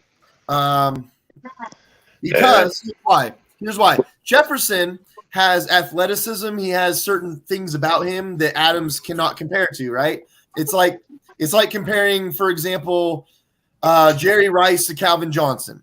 Now, Calvin Johnson may very well be the better specimen, the better athlete, the better, like, the guy that you want. But Jerry Rice is the better route runner. He's the better football player when it comes, like, the all-around game that you get from Jerry Rice. It's just better than what you put on the field with Calvin Johnson. Well, that's just, and that part of that's just because Jefferson's only his 3rd year. He's young, man. You got to get Devontae was nowhere near what Jefferson was at this point in his first 3 years. Didn't have a chance either, though. Like, man, Devontae had a better quarterback throwing to him and everything else, man. Jordy Come Nelson on. was hitting pinnacle numbers for his career at the time that Davante Adams got to the team. So it wasn't, and Randall Cobb too. They were having 2 receivers with 1,000+ yards. So it wasn't really. Davante Adams didn't have the chance to shine the same way that Jefferson got in immediately. But Devontae stayed on the team for the same reason for Jefferson. Look, Devontae could never catch. He dropped. I don't know how many hit him. Right. That's why we call him a Devontae. Drop Vontae, because the ones that hit him in the hands he dropped. But man, if there was one going high and he had to like jump and go get it, those are the ones he pulled in and made some hellacious catch. And so my point was, I still think that Adams is slightly better than Jefferson because at this point, yeah. His route running is, I mean, other than Cooper Kupp, there's nobody to compare him to. There's just none. So is Cooper Kupp better than Jefferson? In my opinion, no. But Davante Adams is better than Cooper Kupp. And I think that Davante Adams has a better route tree. He has a lot of physical attributes that compared to Jefferson aren't as good. But because his overall game for Davante Adams, I think is better than Jefferson. I do. What's up, Isaac? I noticed that you're wearing your Cal Fullerton. Your Cal Fullerton here, man. Gotta rock my school. Gentlemen, as much as we can talk about Devontae, what are we supposed to think or feel when we actually match up with Devontae this year? Because the Raiders are on our schedule, and it's more than likely Jair is going to have to match up with Devontae Adams this year. Okay, so I mean, Jair had to go up against Justin Jefferson. And he plowed his fucking dick into the dirt the whole game, so I'm not worried about it. I look, man. After the crap they fed us last offseason, our defense did not come out looking anything like it should have. I'm not holding my breath about that. That Jair is going to be on Devontae.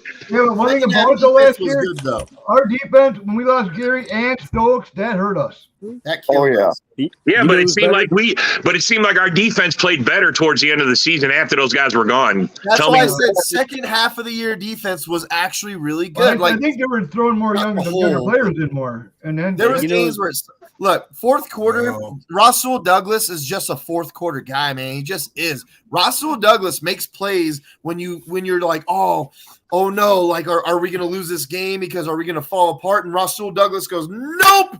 Like he's that kind of guy. Yeah. Jay Alexander is the kind of guy that you need. He's the better version of Jalen Ramsey, where instead of pretending like he can shut down everybody, he really can shut down everybody. Yeah. And with Eric Stokes, I would love for this nickel defense to really come together because Eric Stokes is not going to get burnt by anybody. You need a guy like that. Mm-hmm. So let's go around. Look, Isaac's brand new to the show. We've never seen him before. It's good to meet you, Isaac. We'll go to John. We'll go to Ken, A-Dub. We'll go to Rob. Let's go around the horn. Go ahead, Isaac. Well, my name is Isaac. I'm an alcoholic, but after this last season, we're mostly alcoholics. right. But you know who's better than Jefferson? The answer is his LSU teammate, Jamar Chase. Who shows up in the playoffs? Who shows up in the playoffs? Who made Jalen Ramsey look like a high schooler? That's a legit guy right there. There was one where Burrow missed him too, and he burnt in the Super Bowl. He burnt the shit out of Jalen Ramsey, and Burrow just completely missed him. He didn't even look at him. He was Try to get Jamez back on the show and have him explain to me how Jefferson's better than Jamar Chase. Damn, you came on too late, bro. Yeah, he was here. You came on too late. Hopefully he hears this and comes back. Well, he sees Isaac and he took off right away. He's like, oh shit, I'm out of here. Yeah. So let's go, John Dorn. Go ahead then. Go ahead. What do you think? What do I think about what? Rodgers? What we're talking? Wait a minute. Do you know how to read? Chase? Yeah, I think I like Chase, man. Tell you the truth, Jefferson, I don't know. He's good. I mean, don't get me wrong. I think he's one of the better ones. But I'll go Adams, Jefferson, and then Chase, or actually Chase and then Jefferson. So where would you rank those three? Adams, Jefferson, and Chase. Yeah. Well, I don't know. Chase is now I kind of like Chase is better than Jefferson. Tell you the truth. In fact, you know what, you guys? How about this, John Dorn? Start this. We're gonna go with Cooper Kupp, Devontae Adams, Jamar Chase, and Justin Jefferson. How do you rank these guys? Well, I'm gonna go. I don't know. Fuck. Don't take any of them. Tell you the truth. Let's be honest. Wait. I don't know. Don't take any of them. Good answer. Go ahead, John. Oh, I don't know. I I'll take Adams, and I'll take Chase, and then Jefferson and Cup. Ooh, wow. All right. What do you think, Ken? You know, I'd have to agree with that list myself in that order. Are you serious, guys? You know, Coop was unstoppable until he got hurt, man. Yeah, but he was going to shatter records this year if he didn't get hurt, bro.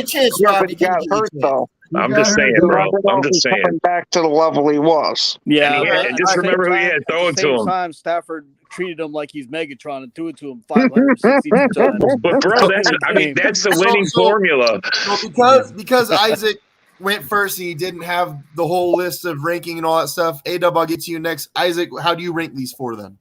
So I rank Christian Watson, Romeo Dobbs, Lazard if he's still here, and the Water Boy. That's the real order right there. I'd say if I got to rank those, I'd say I'll put Jamar Chase at 1, Jefferson at 2, and then who's the rest? 2, Tay and Cup. Cooper Kupp. That's tough. Cooper Kupp. I don't know how you guys are putting him so low. That's just to me is unbelievable. I have to actually put Kupp after Tay. There's no way I put Kupp above Tay any day of the week. Like if you put Kupp and Tay on the same field, I guarantee you Tay will get more targets. You know why? He's more physical. He's a better his route running is way more crisp than Kupp's is. Like Kupp does have some speed, but as far as route running, his Tay's first step is the best in the game. Bottom line, you ranked him third though, so yeah, I ranked him third. You did, man. I'm just saying, like his first step is so great that he's third best of this. Well, I think a lot of it has to do with the quarterback too, and how much attention you pay that wide receiver. You know what I mean? Yeah. So let's go. There's a lot of variables. Rob's got a whole lot to say. We're gonna go Darian first. Go ahead, Darian. How would you rank these four guys? And I don't want to hear. Well, I want to hear your ranking of these four guys. You said Mooney, Claypool. Oh, fucking A, man. Come on. Okay. He said the top, not the bottom, bro. Not the garbage. Not the garbage, but I appreciate you keeping up on the bottom of the list. Darren, you got Cooper Kupp, you got Devontae Adams, you got Justin Jefferson, and you got Jamar Chase. How are you ranking these four guys?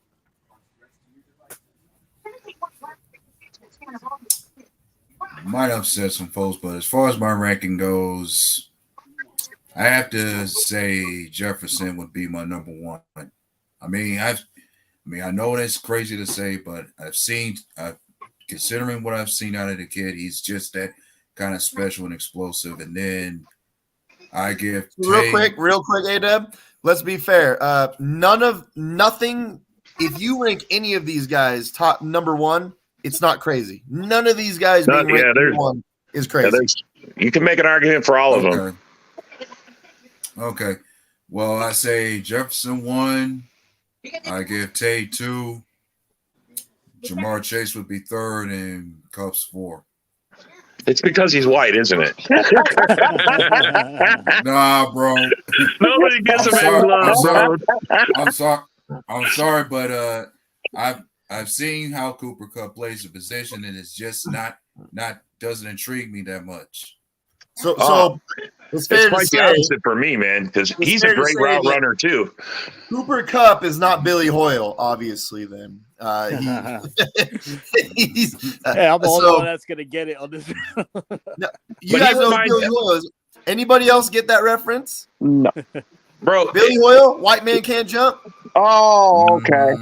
Yeah, I got that part. There's other wide receivers we could throw into this pot. There's CD Lamb.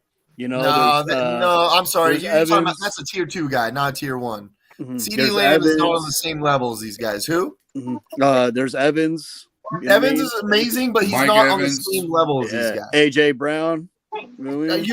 See, that's another. So look, you're talking about bubble guys that are in a different category than the 4 that we just named, in my opinion. So we're going to go with Rob. Go ahead and give us your take. You have a whole lot to say. I know you do. Well, that's just because I'm a fantasy football guy, man. Every year I play like 25 teams or so. This cannot be fantasy football based. No, but when it comes down to wide receivers and I'm all about PPRs. I'm all about catching. I'm all about targets. You know, those all playing the factors of when you're talking about these guys. Greg. And Cup gets 20, almost. I mean, 18 to 20 targets, man. This last season, that's unheard of anywhere. Now, is it sustainable? No. I mean, obviously he got hurt, but to even, I don't know, man. To me, it's I would put Tay in there. I would put Cup in there. Then Jefferson, and I mean, man. It's just so hard to pick after one. You're going Tay, Cup, Jefferson, Chase. Yep. Okay, so I'm going to go Devontae Adams is still the best receiver in the league. I'm sorry, he just is, man. When you watch his movements, he's so fluid. And when guys try to even double team him still to this day and guys try to hold on to it's impossible. It's just impossible. I go back to when watching Ramsey freaking out and going crazy on the field after he can't cover Tay. So Greg, I agree. Top 8, sure. Top 10. We're talking top 4 in the league is the problem. It's a different type of tier. So I'm going Devontae. He's number one. Justin Jefferson is right on his heels. They're battling each other still. I'm gonna go with Cooper Kupp as number 3. Only look. If we're talking 2 years ago, I'm going Devontae, Kupp, Jefferson. But because of the injury, I just don't know what's going to happen at this point. I'm gonna give it a really shitty pick for Kupp being 3rd because he was hurt. I'm sorry. I'm going to do it to him. Chase, in my opinion, is 4th of these guys. That's just the way that I feel about it. Now, Greg actually just asked a really good question. There's a guy on the Bengals. He's a safety. His name is Jesse Bates. It's actually pretty damn good. He's becoming a free agent potentially. If we lose Amos and we have the cap space that we believe that we're going to have, we already have the 11th highest cap space. Now, we can get the 30 over 30. We got Rodgers. We got guys that we can restructure. We got money that we can still move. And if we lose Amos, you know, it sucks. I would rather not. But yeah, I don't want to. I think that would suck. Here's another guy that we can look at. How do you guys feel about that? Look, as long as we replace, if we didn't learn anything last year, get rid of our top 2 wide receivers and not replacing them didn't go well for us. If you're going to take a cog out of the main system, then you need to replace that. So I'm all about it. If you can get someone else to replace them, great, let's do it. But I don't think we should just cut them or let them go just because of money or. You know, he played up to his contract. He's worth the money, and as long as he's not asking for nothing crazy, I mean, I don't know. To me, it's a no-brainer. Re-sign him. Here's the interesting part: is Bates is one of the The Bengals defense. It's been this weird, like, not good but great in many aspects of their defense type of defense. You know, it's not a defense that you are gonna like. It's not the Niners defense. You know what I'm saying? It's not going to be one of those top tier defenses, but there's aspects of their defense that is great. And this is one of the guys that made their defense partially great. Can't we just get re-sign Amos and then still go get Bates and get rid of Savage? I mean, you could, but wow, that's a good idea right there too. When you have guys that play same sides of the field, it's really, for whatever reason, it's almost like asking a left tackle to play right tackle. Yeah, but Amos can move anywhere pretty much, though. Amos can. I think we addressed it during the draft, the safety. I like the draft. Safety's I think great in the draft this year. But look, should be a safety. Here's why I think this is interesting: is Bates is only 26 years old. If you can capture him at a great contract and we have a lot of cap space and you bring him in for 4 years, why not? I mean, it's something to consider. Go ahead. No, go ahead, man. I'm sorry. Go ahead. I was gonna say depends on what Goot drafts. If Goot can bring him in definitely, but if he goes to the draft and he chooses a safety first, I won't be mad at it at all. I think our number one pick should be a safety. We missed out on Petrie. Tight end. We can pick up there. We can pick up a tight end later. We can even pick I'm up on Hayden board with Hurst. it, man. We can even pick up Hayden Hurst. Put him on a short deal. Another Bengal. First of all, just so you know, Hayden Hurst's market value, what he's asking for, is about $12 million a year. So I don't see it. I mean, You're gonna talk about Bates. Bates, actually, you got to trade for him. Make a move on fucking Kelsey. Oh my God! Come on, man. hey, Nick, let's be real. If we want Green Bay to get players to come to play in Green Bay in the cold, we're gonna have to overpay. That's just the real deal. You know what I mean? But look. Here's the problem that I have with the Jaden Hurst and all those things. This is a heavy tight end draft, and it's a heavy safety draft. This is like the most perfect draft if you're a Green Bay fan, because the two things that we desperately need, they're there in the first and the second round. So I don't see this. This is why I keep saying let's not draft a receiver in the first round. Okay, I don't see the necessity for it because in free agency there's still some guys we could figure it out. We could potentially make a trade, whatever. With safety and tight end, this is the draft to do it in. This is the draft right here. That's why. Yeah, I want Branch, and then if it's not Branch, there's Battle out there. There's Naheem Brown. There's like I said, Goody Goody might not get Branch now though because he had a bad RAS. Yep. Oh yeah. The new RAS. The big old new athletic. Yeah, the RAS shit is dumb, dude. You get what you need, right? And Branch Goody fills loves that it. role. Branch fills that role at physical safety that we need. You know what I mean? And then there's also Christopher Smith that's really good sideline to sideline. There's options here. Battle already conducted an interview with Green Bay, the safety also out of Alabama, and he's another option. A big I'll physical. tell you what, this safety. could have already been solved if Green Bay would have just drafted who we all said last year. Maybe they should listen to the fans sometimes, because if you drafted Petrie, this would not even be a concern at this point. If you just drafted Petrie in the second round, this would not even be a concern at this point. You should have got Petrie when you could have. Look, the guy is a baller. Yeah, the only guy I ever called like after 3 years of trying to, get the draft picks like right for Green Bay was Devontae Wyatt.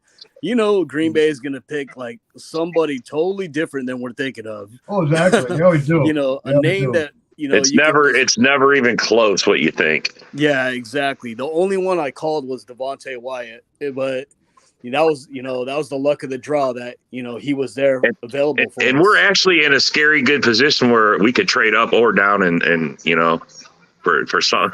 I mean, Goody's a trader, man. He'll do it.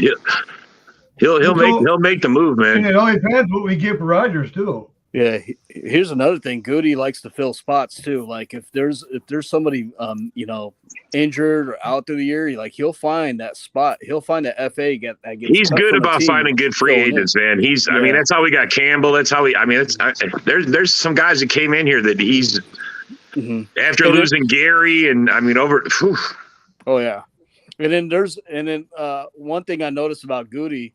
And then, like, defensively, offensively, like, he tries to help LaFleur in finding these two-way guys that, players that do two things at once, like that can play running back and wide receiver, that can, be a tight end and wide receiver, like, and then basically get linemen that can be shifted all throughout the line. They like those two-way players. Yeah. Well, it's very helpful to your team. I mean, injuries that is just. I don't think there's ever a year where you don't have injuries, man. I mean, it's part of the game. I got a question. What about Crosby? Do we sign him? We sign him, or we go with that Parker White? They're already bringing him back. But I hope they seriously put some competition out there, man. I'm so glad that you guys brought up the things that you guys brought up, because I want to share something with you that's been dearest to my heart for many years. This has been a problem for a long time. It's true. This is how I sleep every night, thinking, I put all this time and effort and all this stock into what I think Green Bay should do.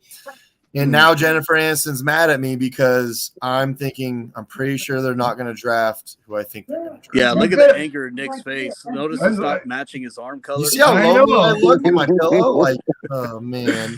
Hey, when's the last time we drafted somebody on offense in the first round? It's been a long time. It's been a long fucking time, man. I got a question for John Sullivan. What's up? All right, John. Why did the Vikings place mannequins in the secondary and they had more pass breakups than the players? What was that again? Why did the Vikings place mannequins in the secondary during practice and they got more pass breakups than the Vikings players? Wow, so you got jokes. we have to after the season we had. I'm just messing with you, John. Hey. Okay. Go ahead, John. No, who do you think Ramsey's going to go to?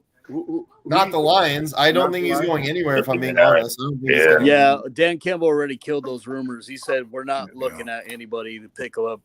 I wouldn't think so. I mean, Dan Campbell's a player's coach, but hang on. What Chargers on here, John? John, I asked that question since you decided to make fun of the Vikings secondary. So you think the Vikings are going to go after John Ramsey? Says you're on here. No. Adarian, go ahead. Yeah, my question for you, John, was as far as the Brian Flores hire goes, who would you prefer to have on your defense with him as your new DC? It's like, is there supposed to be any changes with that defense there? I think either Patrick Peterson or Harrison Smith will be gone, possibly both of them. Yeah, I think both. We definitely have to, make cap. So I'm not really sure how many of these players are going to reconstruct to make cap, but it should. Well, you watched Green Bay last year, so you know it's possible. Like, we had one of the most cap-ridden rosters I ever seen before, and somehow they put it together. I think Hitman sticks around because if you've seen how Brian Flores ran the Steelers, the safeties were making all the plays. The Fitzpatricks and everything we're all making the plays back in the back secondary. So right. Flores will look to keep Hitman, especially since we haven't seen what Scene is yet. He's not a young Harrison Smith. He's not a young Hitman. He's going to just still makes plays though. He still makes plays. I kind of feel like he's gassed a lot of times. I think his time is. It's almost like watching Brian Urlacher at the end of his career. It's like he could still do it, and you still want him to be there, but at the same time, you can see he's just like gassed and he's old, and it's just starting to, you know what I mean? Like Father Time is starting to win the battle eventually. Well, right. Or just shitty support from the organization. Well, not just that, but the defense as a whole. You're hoping they're going to help you out. When you don't have great defensive backs to begin with, and Hitman's trying to do everything he possibly can, you know what I mean? Like it's really rough on an old guy. Yeah, but wasn't Urlacher like a converted safety or something before he was? I mean, I think he switched positions when he in college at some point. The other big piece that the Vikings might lose is Kendricks.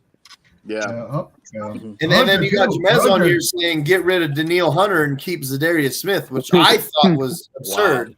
The Vikings they're going to lose more players and not be able to replace them at all. I mean, they're going to take a step back, I think. I think Daniil Hunter had an off season because they went from a 4-3 to a 3-4, and he said he's not comfortable playing the 3-4 system. So. Well, that's the other thing is how much does a new system mess with your players? You know, because other coaches built around those players their system. You know, Adarian, go ahead. Still 3-4 too. Yeah, Adarian, go ahead. Yeah, to respond to what you said, that was a question I felt like was stressed earlier in the season is how well can the Vikings respond to changing to a 3-4 scheme? Like I felt certain players couldn't adjust to that. Right. I agree. I agree. So look, I asked Jamez a very simple question. Would you want to bring back Zadarius Smith after, in my opinion, he was not, if the worst, one of at least the worst pass rushers in the second half of the season in the whole league? Like, that was, what was it? 1.5 sacks in 9 games, I believe it was. Like, it was just bad. Right. The first 6, 7, 8 games, he was doing good. Then the second half, Dude, look, we were on the show. We were on Frozen Tundra Network. All of us collectively were on the show going, damn, he's balling. Like, you know what I mean? But the second half, it showed kind of a lot of the what we expected part of him. So Jamez's answer was, well, get rid of Daniil Hunter and keep Zadarius Smith. How do you feel about that, John? No, I'd keep Daniil Hunter. I'd keep him. I agree. Yeah, and then us Packer fans tried to warn you guys that Zadarius Smith ain't good against the run defense. Yeah, that was. Oh God, he leaves big holes every time he rushes. But John, I want to know what you think about bringing back Zadarius Smith after he deleted all his social media, blocked you guys, and all that Put bullshit. his house up for sale. like the whole thing, just went AWOL all of a sudden. Zadarius, in my opinion, is very emotional. So, how do you feel about that? Yeah. How do I feel? That's just who he is, I guess.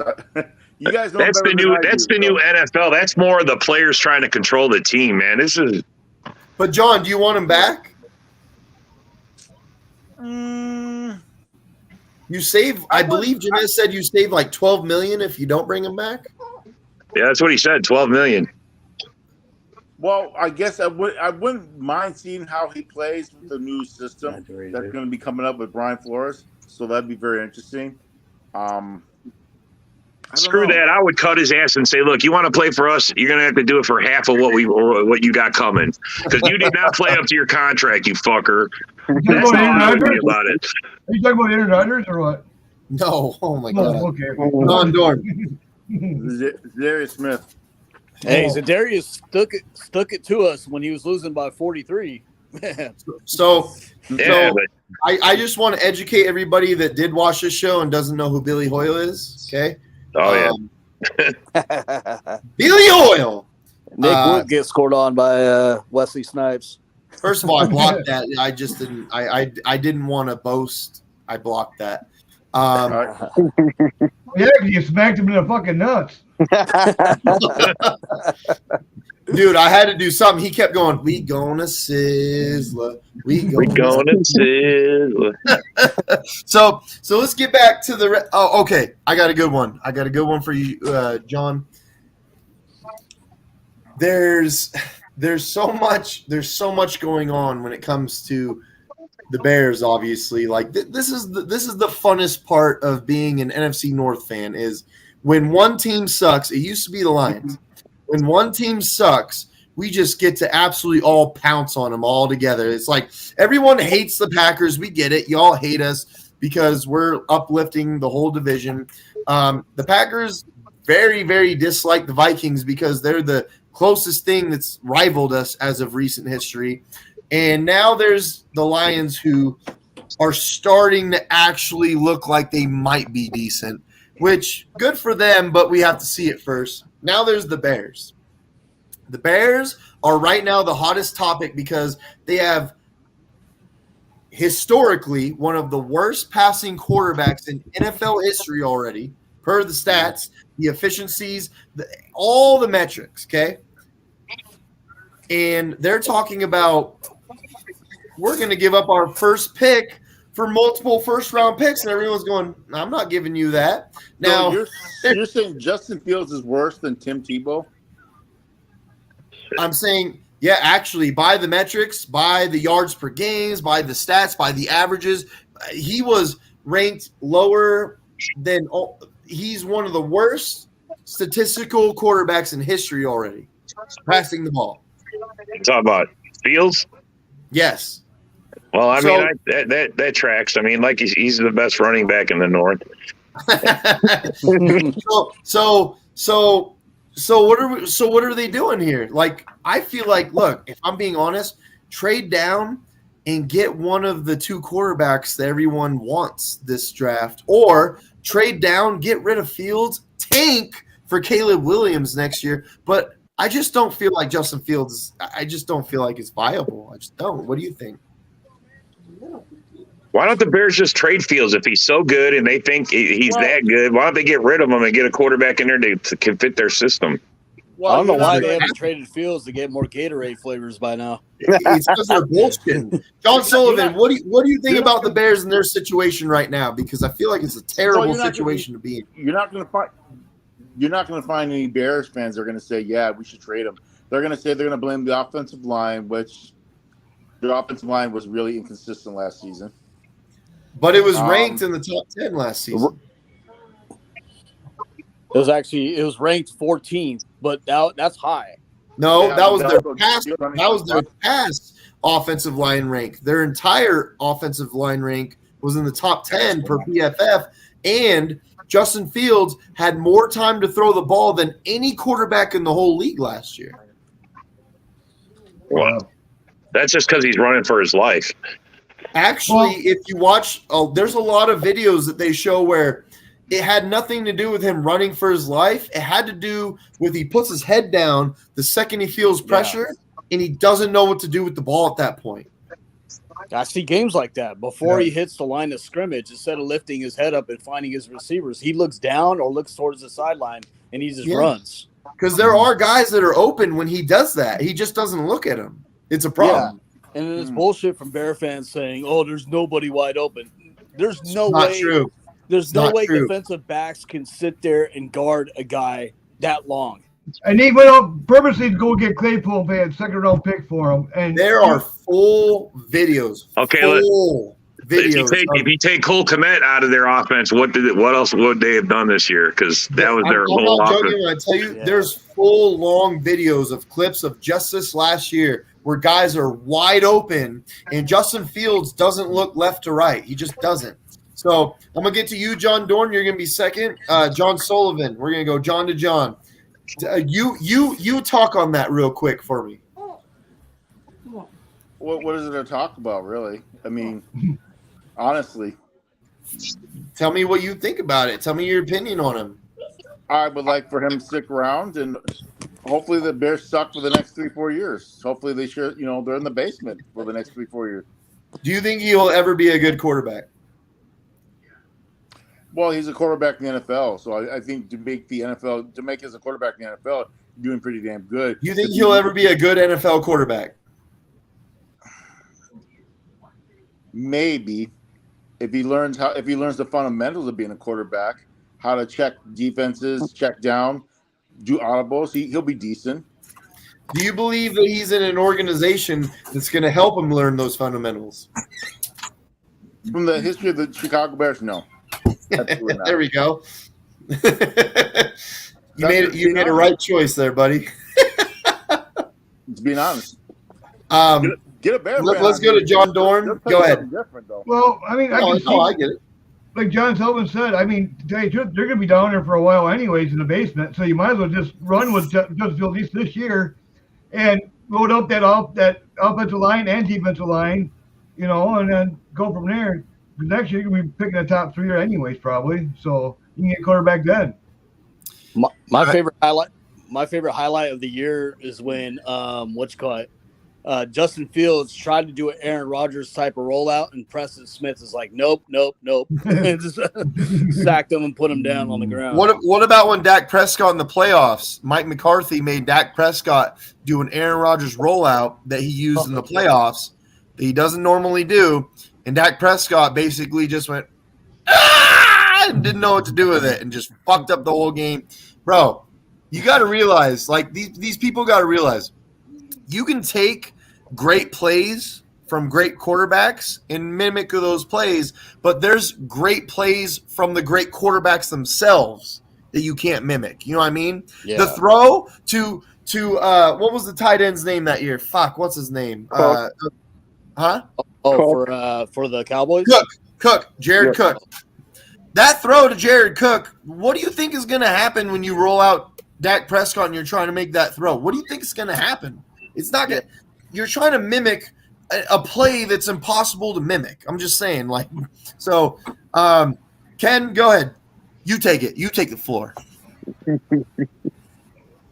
Oh, what are we sticking with? How terrible Fields is?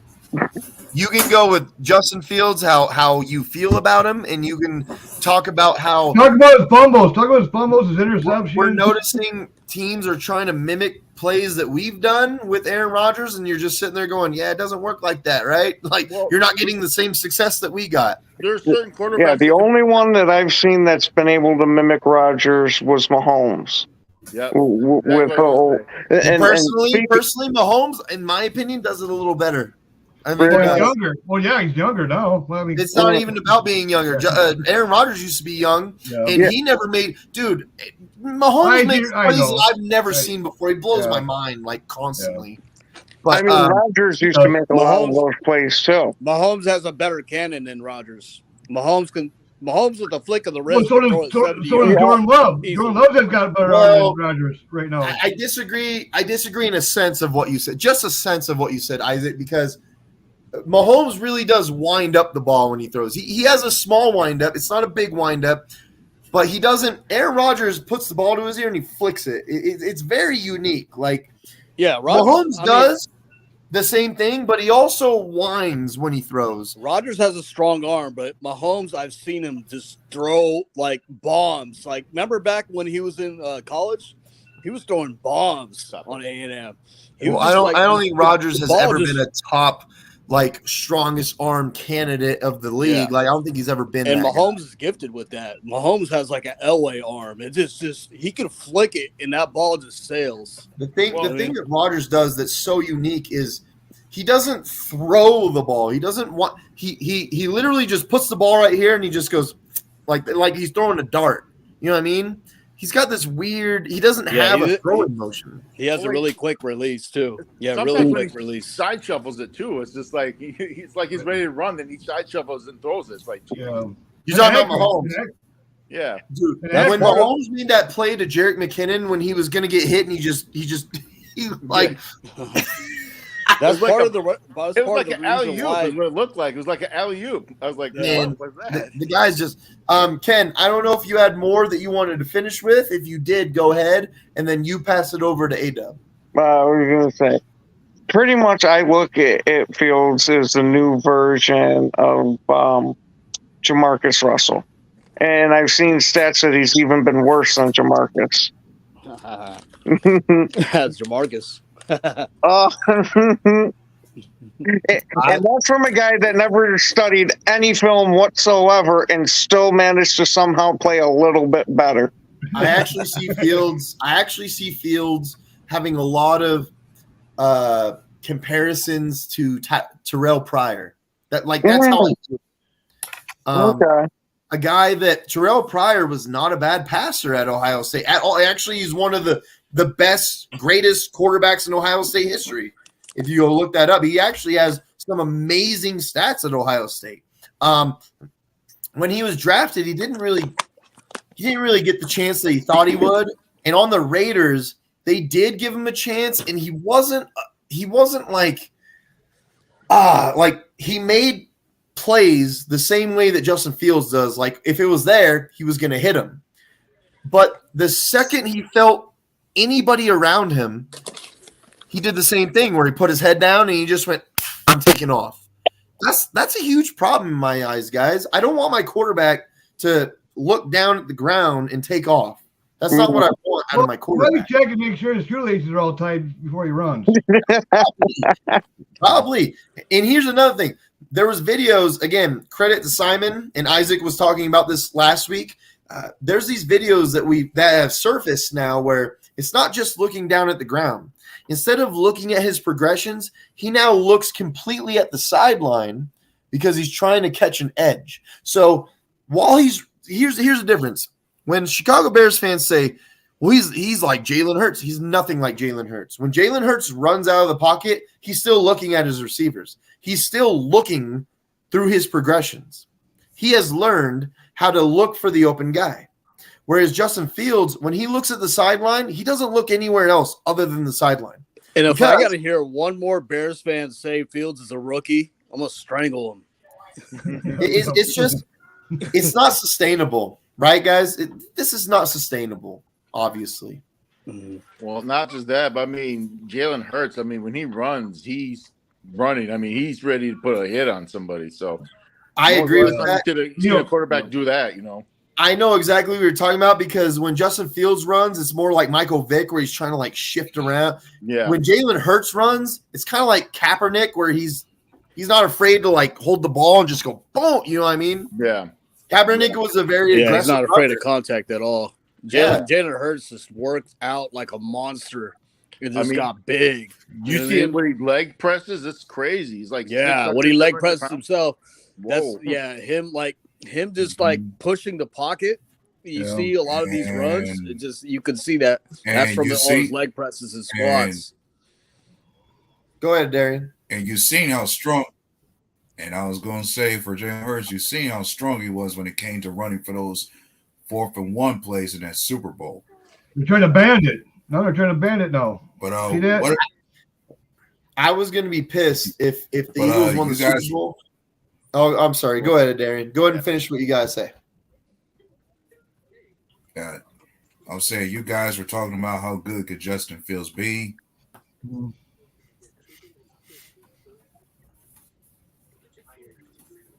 Well, if I had to speak on Fields any further, my story for him was when he first got started, he looked to me as one of those guys I could almost feel sorry for. Decent guy with some bit of potential, but in a bad system when it came to the Bears. He's a diva. I don't think that anybody's like doubting Justin Fields' talent. I don't think that that's what we're doing. I think what we're doing is we're calling a spade a spade. Look, here's what you've done in 2 years. So this is what I'm going to say about you because this is what you've shown me.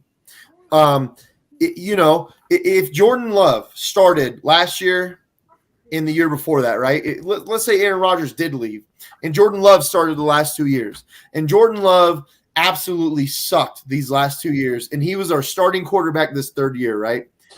For us to sit there and go, no, you guys are wrong. Jordan Love actually is really talented. He's really good. He's going to get to the Super Bowl next year. How the fuck could anybody outside of the Packers fan base sit there and go, oh yeah, I agree with you because he's been shit for 2 years, right? Like, yeah, I give Justin Fields props on one area.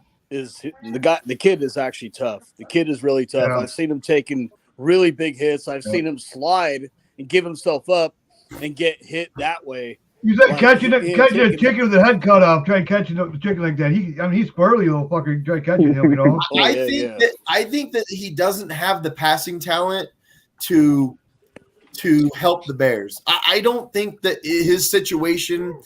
I don't think he has the passing talent to be able to help the Bears with what they need.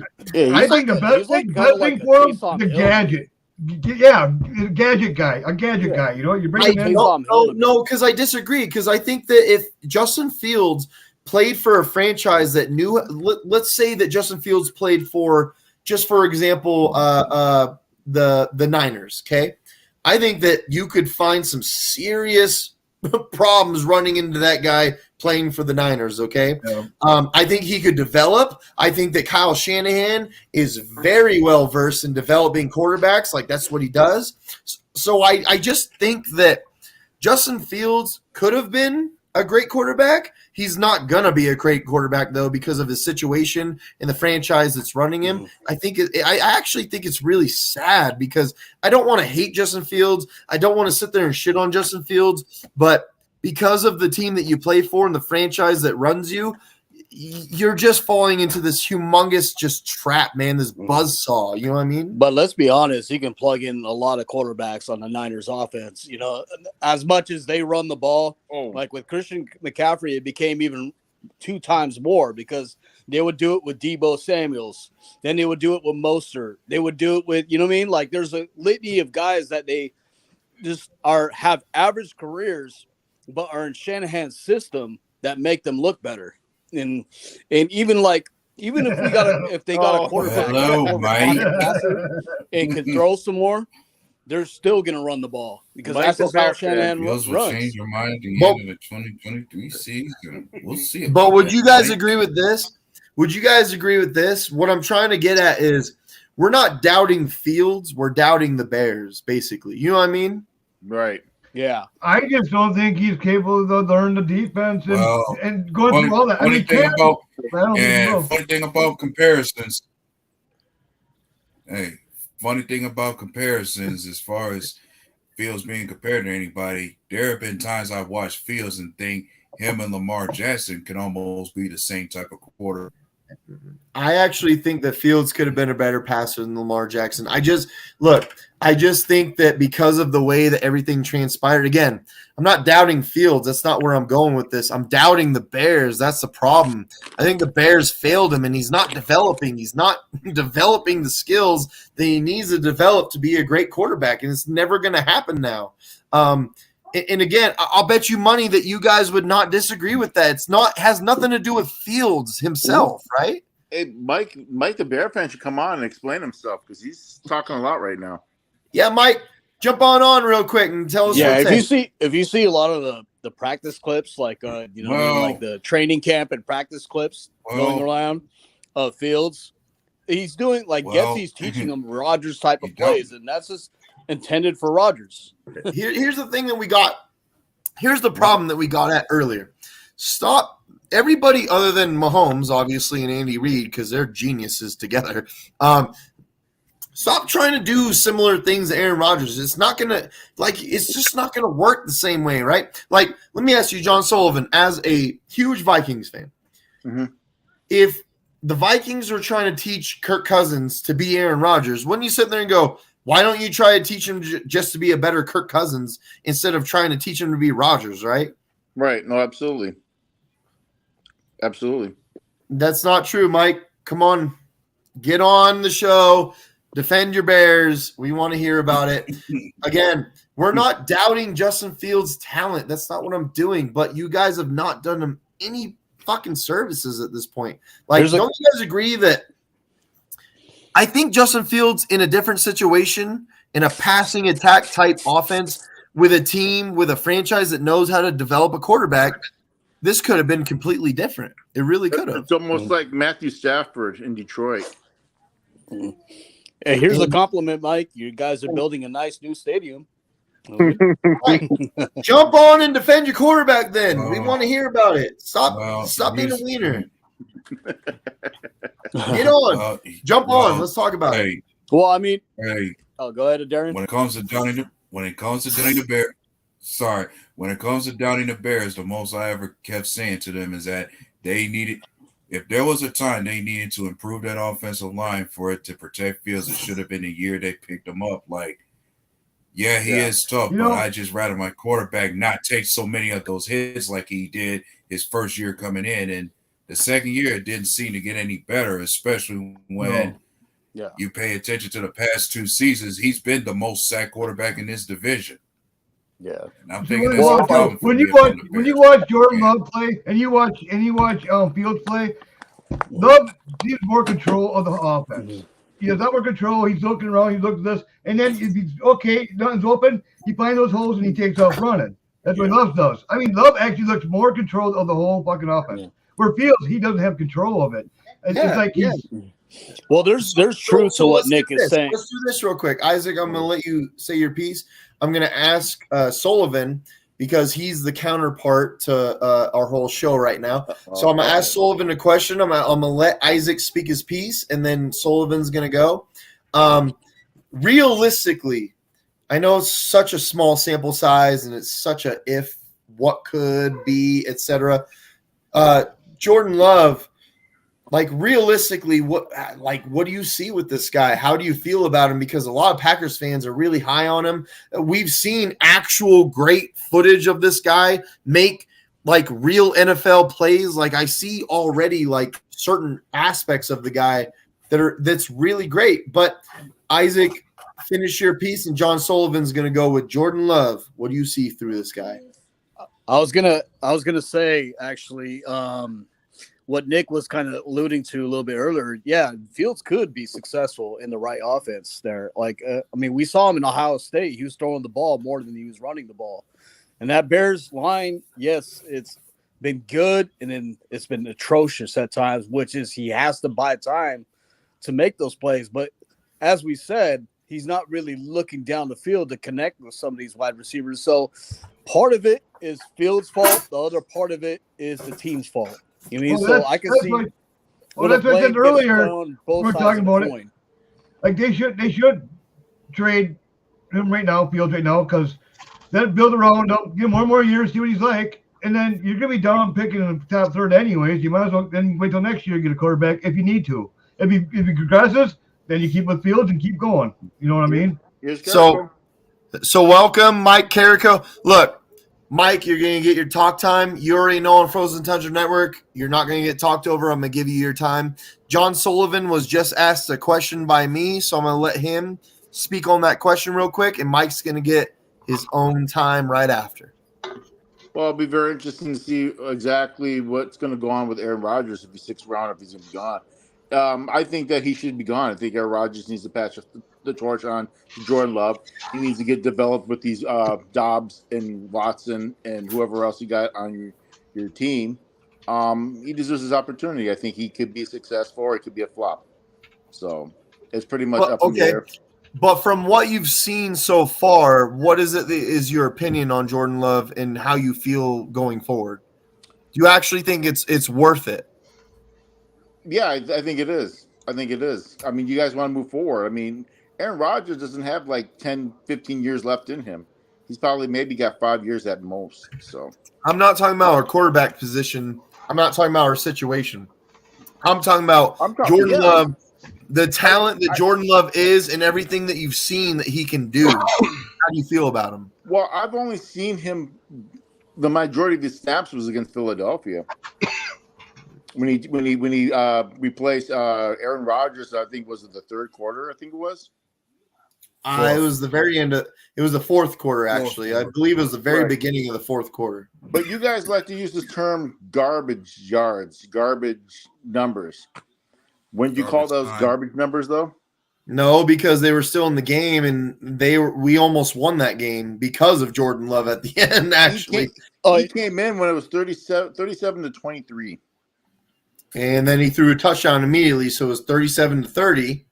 And that was not prevent defense. Whoever's trying to keep saying that, that's not prevent defense.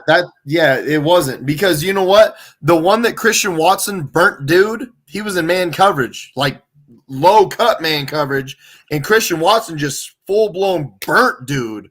It wasn't I don't believe it was on what's his name? That played for the Lions. Jerry Slay. It wasn't on Slay. I don't believe it was on Slay that play. But it was on their other corner, and he came across, and he just full-blown burnt his ass. Oh, you're talking about Bradbury. Bradbury, yeah. There you go, yeah. So, okay, so, look.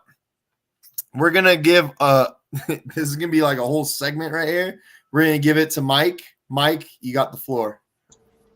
Well, I agree with you guys. Obviously, Justin Fields still has some learning to do for sure. But if the Bears go out and get 1 or 2 offensive linemen, a tackle, move Cody Whitehair back to center where he was a Pro Bowler. They got young linemen. If we get 2 stud linemen to protect them, it could be a different story, and it might change your guys' mind. I hope it does. You know what I mean? Because I've seen film on him on Ohio State and everything. He could throw the ball, but in Chicago, it was a run first, pass second. It needs to change into a pass first, run second, because we all know he's dangerous with his legs. So we just got to see what the Bears do in the offseason for free agency. So let me ask you a question. Do you want him to be dangerous with his legs in a sense of it's always going to be just run first, pass second? Like you have to fight that part of it where I know he's young now, but you're going to get older and older and older, and the NFL is brutal, you know? Well, I think the Bears get another wide receiver, not a splashy wide receiver, someone like Darius Slayton that's pretty decent. And then if we get that 3 combo, and say out of curiosity, Justin Fields does throw for 300 yards, I'm good with him for throwing for 300 yards and running for 60, 80. You know what I mean? I only want him to run when the pass isn't there. You know what I mean? Not just run first. Sure. Okay. What do you think? What do you think about Justin coming out and saying that he don't like playing in the cold and he wants to play in the dome? How does that make you feel as a fan? I mean, obviously, I like going to games. It's cold as shit, but that's the whole point of football. But football is changing as the years get longer and older. The rules change. Football changes a little bit, and you got to adapt. And if you want to host a Super Bowl draft, whatever, you gotta unfortunately build a dome. You know? So let me ask you, bouncing off of what John Dorn I think is alluding to, doesn't like the, how can I say, the tradition and the spirit, like, does that not like bother you that Chicago's moving away from that? Because I feel like as long as Green Bay ever exists, now I may be wrong about this, I may be totally wrong about this when I'm an old man and I'm going, you know what? Back in the day, Green Bay used. I may be totally wrong about this, but I feel true to my heart that Green Bay is never going to let this go. This is how we're going to be forever. I wouldn't say forever, but for quite a while, for sure. You know what I mean? Because you guys are still ranked up into the top 5 for seeding, so there's no reason to rebuild. Until it's like required to have a dome, right? Like, no, because you guys got bleachers. You technically don't have seats, so you get that 10. I think it's 10,000 more seats or something like that. I actually don't mind it that way, though. As much as everybody makes fun of it, I actually, when I went to Lambeau the multiple times, the many games that I've watched the Green Bay Packers, man, I actually really loved it. It was kind of like. It was kind of like watching my mom and dad like pointing at them when I was playing high school football and being like, "Yeah," like, you know what I mean? Like, well, you're half drunk anyway. Game, you're not really sitting. You're not really sitting. Exactly. That's another thing. Nobody sits at Lambeau Field. Nobody. The whole stadium stands. And for the most part, you're right. Because I went opening day week 2, and the seating it's packed. Don't get me wrong. It's tight. You know what I mean? I don't mind it either at all. But I mean, I've been to some cold games, and I would probably go to more games if I didn't freeze my ass off. So I'm good with going to a dome. But I feel like, look, I feel like maybe this is an anomaly. I feel like maybe this is a one-off situation. I feel like the Packers fans, they enjoy that, though. That's just my feeling. You know what I mean? Like, man. Liquid courage. Orange is it's heated. You got liquid courage. You know, yeah. Grandpa's old cough medicine. Got away with hunting orange. I think what I was trying to get at was we're I'm not going to say weird because I don't live in Green Bay, so I'm not going to do that. I'm not going to insert myself into the weird side of it. I think Green Bay fans that live in Green Bay and in the Wisconsin area, I think that they're so in tune with, well, this is just another day for us. Like, it's not even cold. Like, this is what we do. It is. I think that Green Bay is never going to – again, I like how Mike said, like, well, don't say never because I agree with you. Don't say never. But I don't think that they're going to change it anytime soon. Oh, I agree because, like I said, you're still in the top 5. So, I mean, there's no reason to. Everything – I've been there. It's a great stadium to go to. The fans are great. You know what I mean? You got your trash talkers, but it's all respect. So the other part of it, like, Mike, how do you feel about Fields saying that he can't adjust to the wind chill? Like, well, wait. Before you answer that, Mike, we just got Tom Novins on here. Hubert Novins? Gentlemen. I don't know what you want me to call you. Novins is great. I'll see. So, Hubie, how you doing, buddy? How you doing, boys? I want you to answer Isaac's question just now about the Bears and Justin Fields, especially announcing that they really don't want to play in the cold anymore. Am I answering it seriously, or am I kind of trolling? You can do it either or. This is the Frozen Tundra Network. Do whatever you got to do. Well, if I'm going to answer seriously, I think it was taken out of comment. What he said was, he said something along the terms of, playing in the cold, it's hard to adjust to. Not, he wasn't saying that he couldn't adjust to it or that he doesn't like it. He was just kind of saying, like, playing in Chicago, experiencing that, having never gone through it anything before. It's an adjustment. You don't just stand on the sidelines. Is it an adjustment with the cold, or is it an adjustment with the field? Because to be honest, it was with the wind. It was with the wind. Soldier Field. Soldier Field isn't like Lambeau Field, right? Soldier Field has really shitty field. Let's be honest. No, but he was talking about the wind specifically. Right, the the wind. wind's totally different off the lake compared to. Well, I also feel like he's talking about the field as well, though, in that aspect where, like, Soldier Field, it's not kept the same way. Well, it's because of the park district, but you're 100% right. I don't like it. You know what I mean? It all reflects on the park district. It's not Yeah, like they can't even draw the white line straight because the field is so fucked up. You know what I mean? Which is completely different from Lambeau. So I kind of feel like there's a multitude of it, right? I know that he's talking about the wind. I get that part of it. Sorry, Tom, go ahead, or whatever you want me to call you at this point. Novins is fine. So I think it was more the wind. I think he was more saying, you know, that if you've never played in it before, all of a sudden, when your very first time at Soldier Field, it's not like that wind hits you and everything, and you're like, oh, this is nothing. Like, it's an adjustment period. I think that's what he was trying to say. But in terms of the stadium, I mean, Chicago's got a lot. I don't mean to be being offensive to Green Bay, but Chicago's got a lot more going on. There's a lot more money, there's a lot more interest, a lot more people, a lot more politics. So in Green Bay, there's no disrespect to say that Chicago clearly, obviously, has way more going on than Green Bay. Like, Green Bay is a Green Bay city getting to Chicago, right. obviously. So and Lambeau Field and the Packers is number 1, 2, and 3. So making sure that field is in perfect shape and putting all the effort and the resources and the intention. Like, if you were in charge of it, you let the field turn into disarray, you probably get fired or you get unelected. Whereas in Chicago, it's a lot harder to kind of get the funds for to upkeep a stadium or get a new one, because it's way down the list of priorities, and you've got a lot more loopholes and people and kind of citizens and votes to get through and this sort of thing. This is just me, but if my quarterback says that, you know, he's uncomfortable playing in the cold and the wind, and he's playing against the North teams, it kind of sets me on edge. Like, I don't know if this could be the quarterback of the future, because it's going to take some time to build the Arlington Stadium. He's got to still play in Soldier Field. It is somewhat alleviated, though. Yeah. It is somewhat alleviated now that the Lions built a dome and the Vikings built a dome. So it is somewhat alleviated at that point. But I get what you're saying, because in Arlington, that's a project. It's not going to happen for a few years. So I get what you're saying. Yeah, but what it boils down to is Justin. It's just not what I want to hear my quarterback say. You know what I mean? But end of the day, Fields has got to rip that fucking vagina right open and fucking play the damn God.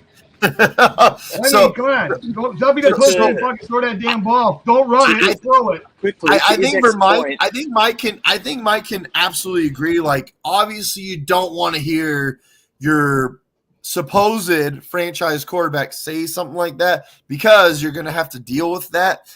But at the same time, like, you know, in a few years, if Fields does develop, he's going to be in a dome anyways. So I kind of just wonder, like, Mike, go ahead. The dome's not going to happen until at least 2027, 28, because the Bears. But if he's your franchise quarterback, he'll be there for that. He'll be long gone. I'm not quite sure. I mean, I heard he's being traded. But the whole thing is the standards are getting higher and higher for these price tags. For say Justin Fields does, you know, break out, his value is just going to skyrocket, and a lot of people ain't going to want to pay because it just gets outrageous. What do you mean? Daniel Jones just asked for a very small $45 million a year. That's not small. That's not small at all. I think he'll be there. I really do. But $45 million a year for Daniel Jones. Like, we know that Bears are gonna, you know, their plans are already for Justin Fields. Like, they're planning to trade the pick, you know, and if they weren't if they were reaching for a quarterback, they would have considered trading the pick. You know, they would go after that quarterback. So Fields obviously in the Bears' future plans. For one But more yeah, year. it does concern me It what depends. he said. Whoa, wait, For Isaac, one more wait. year. I think Wait, they're going to try I and was, trade I was, down, He could do pick what up you said. another first-round pick, and if Fields doesn't work out, they'll go for the USC quarterback next year. exactly. Novin's got my entire thought process right now. Me and Nick, ESP. I for real, because I was about to Yeah. say, I think there's one more year of leniency for Justin Fields. Like, look, you're not going to draft a quarterback this year. Obviously, Chicago is not drafting a quarterback this year. They're gonna try as hard as they can to trade down, get what they can, and move on to next year and get some good value. Right? If He's Justin auditioning. Fields just does He's not auditioning next year. for real, Justin Fields really is auditioning next year. If he just does not make the cut at this point, like in his third year, if it doesn't come to fruition, then you got a guy that you still can trade for value. And there's a guy, his name is Caleb Williams. He is the prize de la prize of everything right now. He's the best quarterback to come out in many years at this point. Caleb Williams he's the big prize right now. He's Agreed. the big The worst case scenario for Vikings, Packers, and Lions is if the Bears wind up with the number one pick again next year. That would and be a get Caleb terrible outcome. Williams. We need them to win 5-6 games. And then they trade Fields and get more picks, and then they get Caleb Williams. Like, I agree with you. That's like a worst case scenario for us because Caleb Williams is NFL ready already. He was a sophomore. He should be in the NFL today. But whoever And Mike just a winds up side number note, one will take him. He won't get that. No, the Bears won't. Sorry, is it quick finally? But no one will be able to trade up for him. It'll be like having Andrew Luck number one. Whoever has number one, you could offer them all the draft picks in the world. They will take him. So as long as the Bears don't finish number one, we'll be okay. And just a side note, when Nick was writing down Caleb Williams, Tom Nobbins was looking over his shoulder. That's what's that's my story. I'm sticking to it. So look, we're gonna go to John Dorn and Adeb. I want you guys to give us your opinions about what we're talking about. We're gonna go right back to Mike the Bears fan as well. Are you in a train? Well, No, I'm on a. I just got off. I just got off at the airport. I'm leaving an airport. Oh, I'm like, what the hell?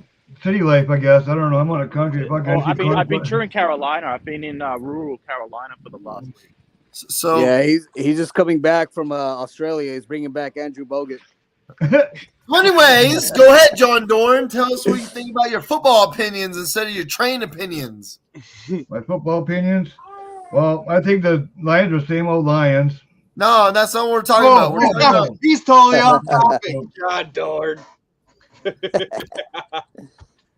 We're talking about how Justin Fields We're throwing him yet? he's going to get another year tryout, and if he doesn't try out very well, and the Bears suck again, then this is going to be the year where you have to tank, you have to give up Justin Fields, and you go for Caleb Williams. Well, yeah, exactly what they're going to do. They're going to build that offense up, build that defensive line, build the team up, and then they're going to kick fucking Fields on the curb. They're going to say, "Fuck you, get out of here." Which is unfortunate because I actually think Fields is talented.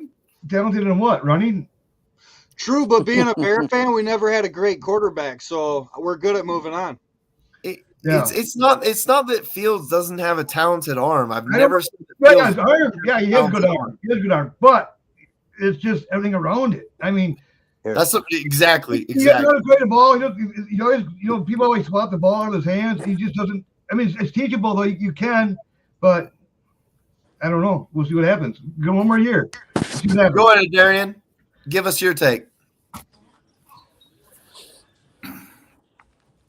As I thought, he thinks it sucks too. He's got a delay. Go ahead, Darian.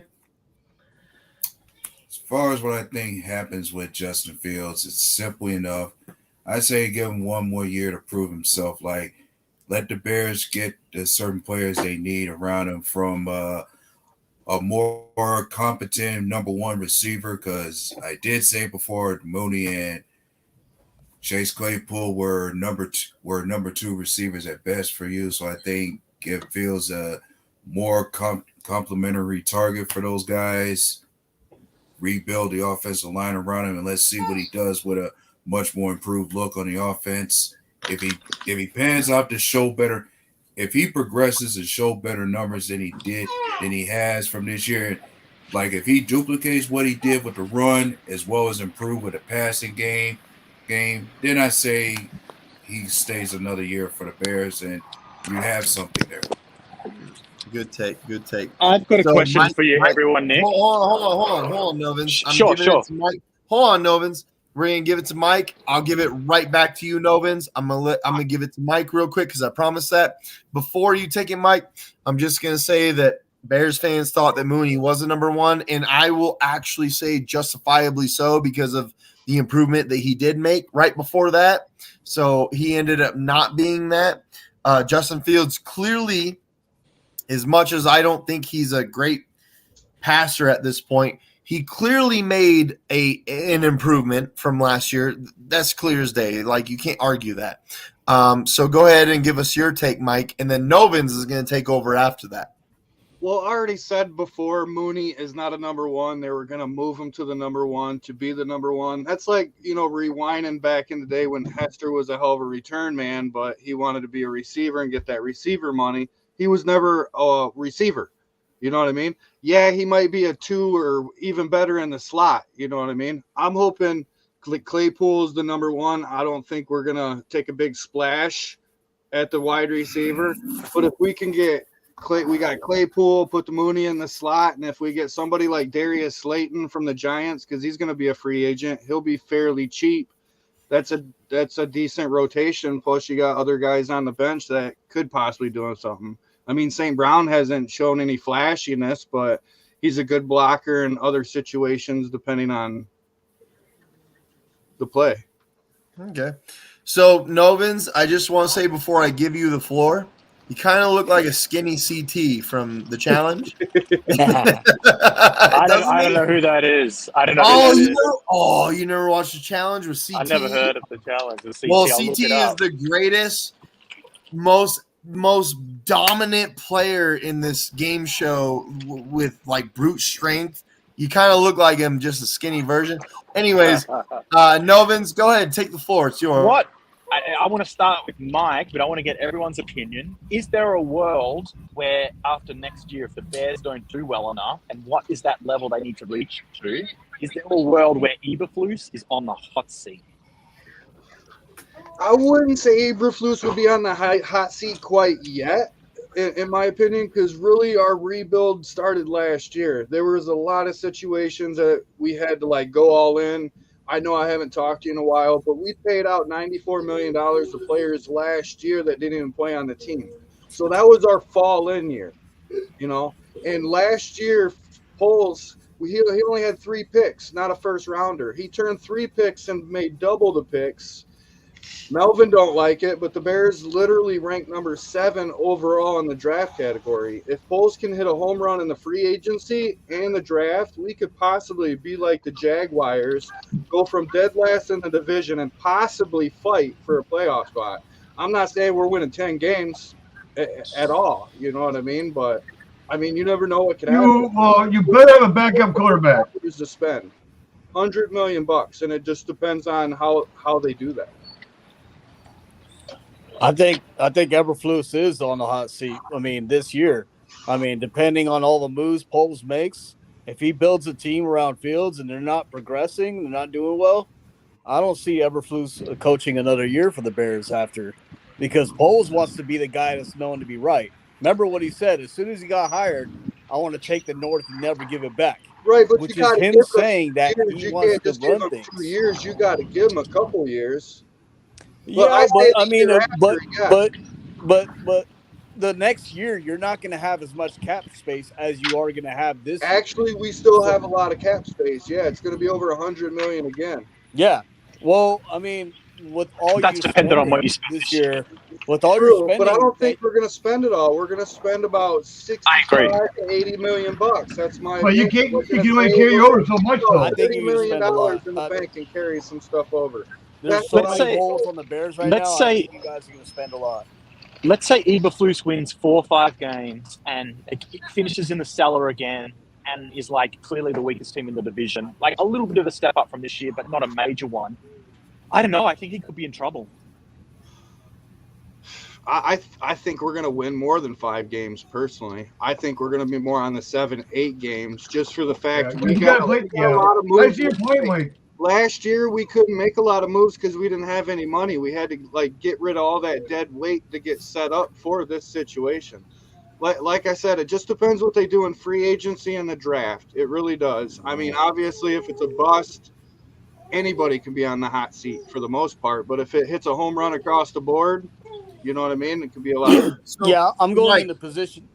I was going to say, I'm going in the position Isaac, that if Poles spends a bunch of money, right, brings in, these free agent wide receivers, he fixes the team, and it's not improving in the way he sees fit, then I don't think Eberflus is going to be the coach anymore. I agree with you, Zach.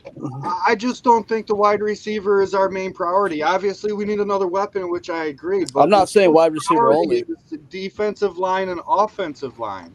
And we have quite a bit of money out there to do that, to beef it up. You know what I mean? Just depends what situations, which way they go. I agree with you, Mike. It's absolutely dependent. Like if maybe the Bears played a bit more conservative this year and just go for small gains and really go all out next year, particularly with the free agency class not so strong. But I think his next point is if the Bears do spend a lot of money and they do kind of go all in and draft players that they expect to really, they well, the Bears short list is gone. The Bears short list is gone.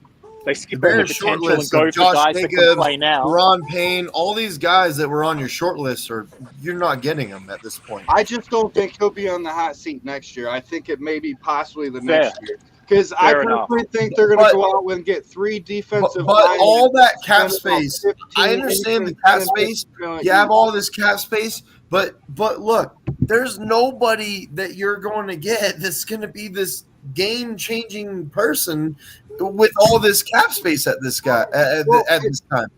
Well, like I said, it just depends who they get. If they can go out and get Yannick from Indy, they get someone like Fletcher Cox, like that really beefs up that defensive line. And say we can go get somebody else too, like a middle linebacker, like Bobby from Indy too. So how do you feel about the rookies saying that they don't want to play for your team because they suck? That's just what you're saying. I saw it, Nick, live. Me and Novins watched it together. Me and Novins watched it live, and that's what they said. I called Nick up. I was like, "Are you seeing this?" Yeah. That's how they saw the Caleb Williams notes. I personally didn't see it, but come on now. No, but I will say this is the most underwhelming free agency class in 10 years. It is a terrible free agency class for bad to teams. What you're talking about is for bad teams, because for good teams, anyone, if you just look at the talent there, I mean, there's always value. Okay, for good teams that are looking for like certain type of value, like for just for example, just like we were talking about earlier, if Green Bay can get Sterling Shepard for a low ball contract, like that's going to help us dramatically. But because the free agency class is so bad, someone like Sterling Shepard, he gets moved up. All of a sudden, he'll get more money than he would in a normal year. We'll see, because there are guys that like to go to teams, depending on like if Rodgers comes back, then he'll probably lowball. We'll lowball him, and I'm sure he'll go above that. But I'm willing to bet he'll lowball just to play for Green Bay, just to try to win. See what I'm saying? So that's an advantage that we have now with the Bears. As much as you guys have enormous cap space, I really do feel like you're going to have to overpay for someone that you shouldn't have to overpay for. But there really isn't like these top prospects at this point that I the agree. Bears can Jerome Payne. And they're saying Orlando Brown. I mean, I think Deron Payne and Orlando Brown. Josh Jacobs was another prospect, and he's gone. Like there's Payne's all these gonna be guys. franchise tagged. I believe they make a couple re-signs. I believe they're gonna re-sign, make a deal with Monty. So you think that next year is when they're going to use their cap? Because this year it just doesn't seem in the cards. So much, Nick. That's what you're not understanding. It doesn't matter what they want to do. You're forced to spend so much. I forget about the percentage or whatever. But we're going to be around $30 to $40 million. But Mike, my point is, make them spend you're going to have the cap space just to have an underwhelming free agency. Mike's right. There's a floor. There's a floor you have to hit. Yeah. The Bears need to spend. But that's why I said so. Next year is when you go ham. So they better put a couple quarterbacks on their list because it's a little this year and next year because I got them signing about 7 free agents besides the free re-signs. So how do you have them at 7-8 wins if you're not going to sign anybody worth a shit? Why? That's how you look at it. I just explained. If we beef up that defensive line and that offensive line, it's a totally different situation because that's where we lacked. We got decent DBs. We got a decent linebacker. Yeah, we need one linebacker, but we got money to do that plus the draft. I'm not saying there's a BC linebacker out there. Tell me someone that at this point. Tell me someone at this point that's going to dramatically change last year's season because the free agency pool this year. You keep rewinding. I said if we go get Fletcher Cox, Yannick. You're talking about old guys that haven't shown promise for many years. 9 sacks. You're talking about guys that haven't performed for many years, though. That's what you're thinking, and they're on top of the board in their category. But I think that's because the board is so weak. It is kind of weak this year for sure, 100%. Being on top of the board and having production is different. You're talking about guys that didn't have production recently, though. And another thing is about that's your opinion. Line. No, it's not my opinion. That's a fact. The offensive line. That's a statistical fact. Yeah. The offensive line acquisitions that you mentioned, though, are going to be pricey as well. Offensive linemen are getting paid as much as wide receivers now. Yeah, like are you gonna get Ndamukong Suh and all of a sudden be like, well, he like years ago. See what I'm saying? Like you're talking about guys 5 years ago. Nick, go look at Fletcher Cox. Obviously, a straight homer. Fletcher Cox obviously is not the guy anymore. He's not that dude anymore. You just I agree with Nick. I think the Bears signing Yannick Ngakoue and Fletcher Cox, it makes them better. It improves them. But I don't think it worries the Packers, Lions, and Vikings. Because you're signing 2 guys that haven't produced for many years at this point. That's what you're and they're in decline. They're in decline. Yeah, next Fletcher year, Cox, they'll continue to decline. It's not what I say. That's a fact. Fletcher Cox almost didn't make the Eagles roster. They gave him a 1-year deal. Yeah. Ngakoue got let go from the Raiders, who have a terrible defensive line. I don't even know. The Vikings. He's a bit of a head case. At this point, you're talking about guys that look. If you believe that that's what's going to help, then fine. I'll respect your opinion. I'm just not going to help. We were last in categories in the sack category. See, we're not saying it's not going to help. We're not saying it's not going to help. We're just saying that you're talking about guys that you're going to overpay for those guys because we're not it's not worth it to anybody else. That's what you think, straight up. That's what the Draymond whole league Jones is the name I hear a lot from Chicago. What we're saying basically is it's not a splash. It's not a splash. You know what I mean? Like, yeah, it's not what we think. It's what the whole NFL thinks. There's a reason that these guys aren't getting picked up anywhere else. Like, yeah, Fletcher Cox is really like on his last legs. Like, he's dwindling down his career.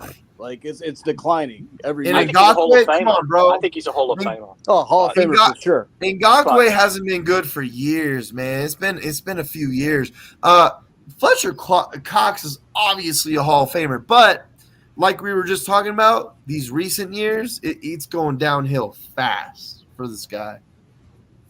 Draymond Jones from Denver.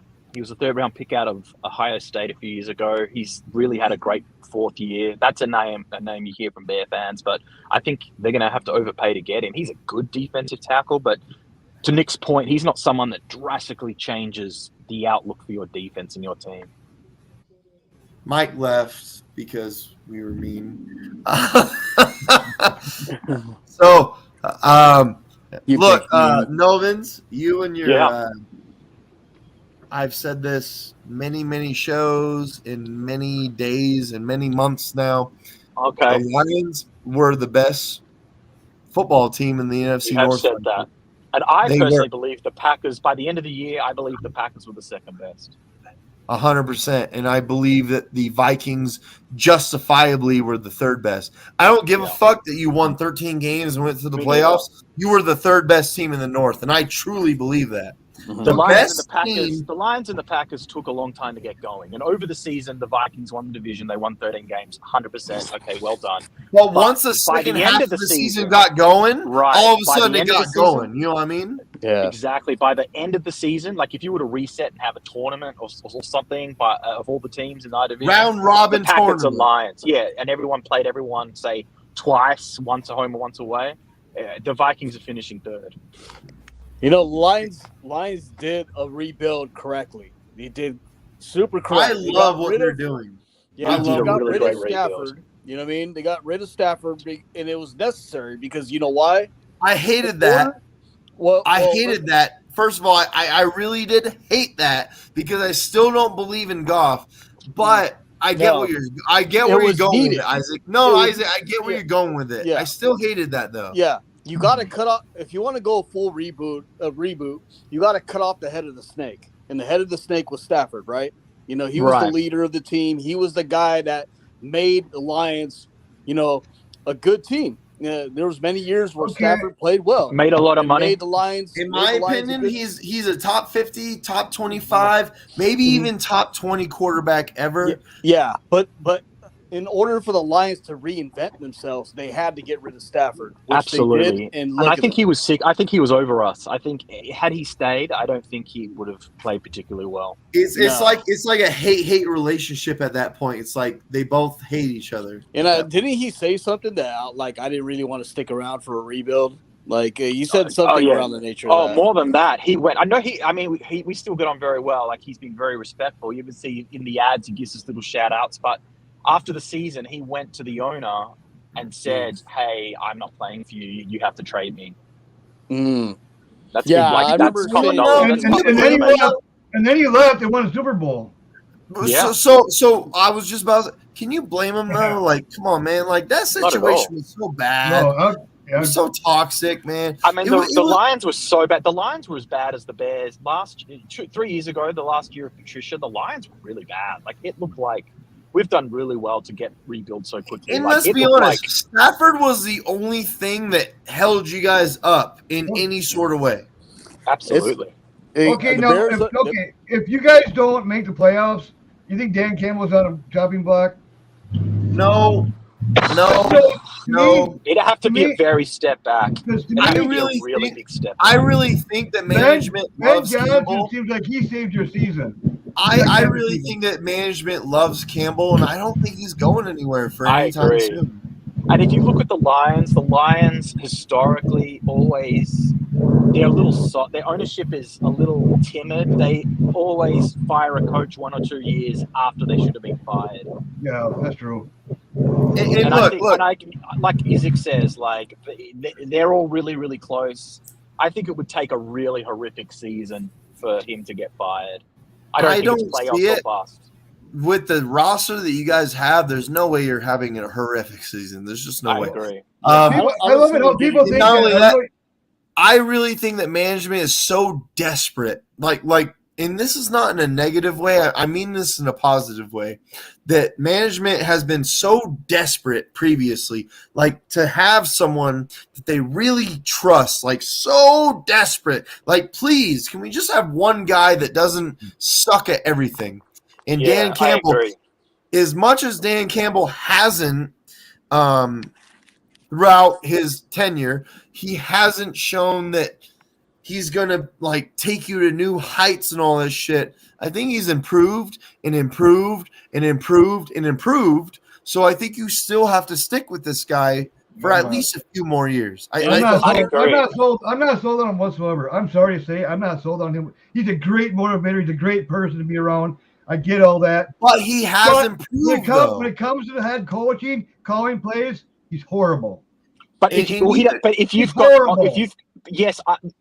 have great offense, I'm not going to debate you on that. But let's say that you're right. If you have a great offensive and defensive coordinator and great coaches underneath him, position coaches, you can get by as a great motivating head coach. Exactly. I hear you. But I think Ben Johnson saved your guys' second season. It was Ben Johnson. Absolutely. I think that's absolutely. I think you've really hit it. He was I a key think piece. I think what's good about Campbell. My point. I'm sorry, Isaac. Go ahead. Yeah, I think what's good about Campbell and why they're going to stick to him is just the culture change. Yeah, he went from Matt Patricia to being a shit. You know what I mean? He didn't change any culture. He kept the culture of sucking. Yeah, I mean, no, I'm talking about Dan Campbell as opposed to Matt Patricia. Okay, like Matt Patricia had the had the team in the dumps. Players didn't want to play with them. Darius Slay wanted off the team. Quinn wasn't fond of him, so he got traded to Seattle. You know your Lions. That's 100% correct. Yeah. Okay. Well, let's be honest.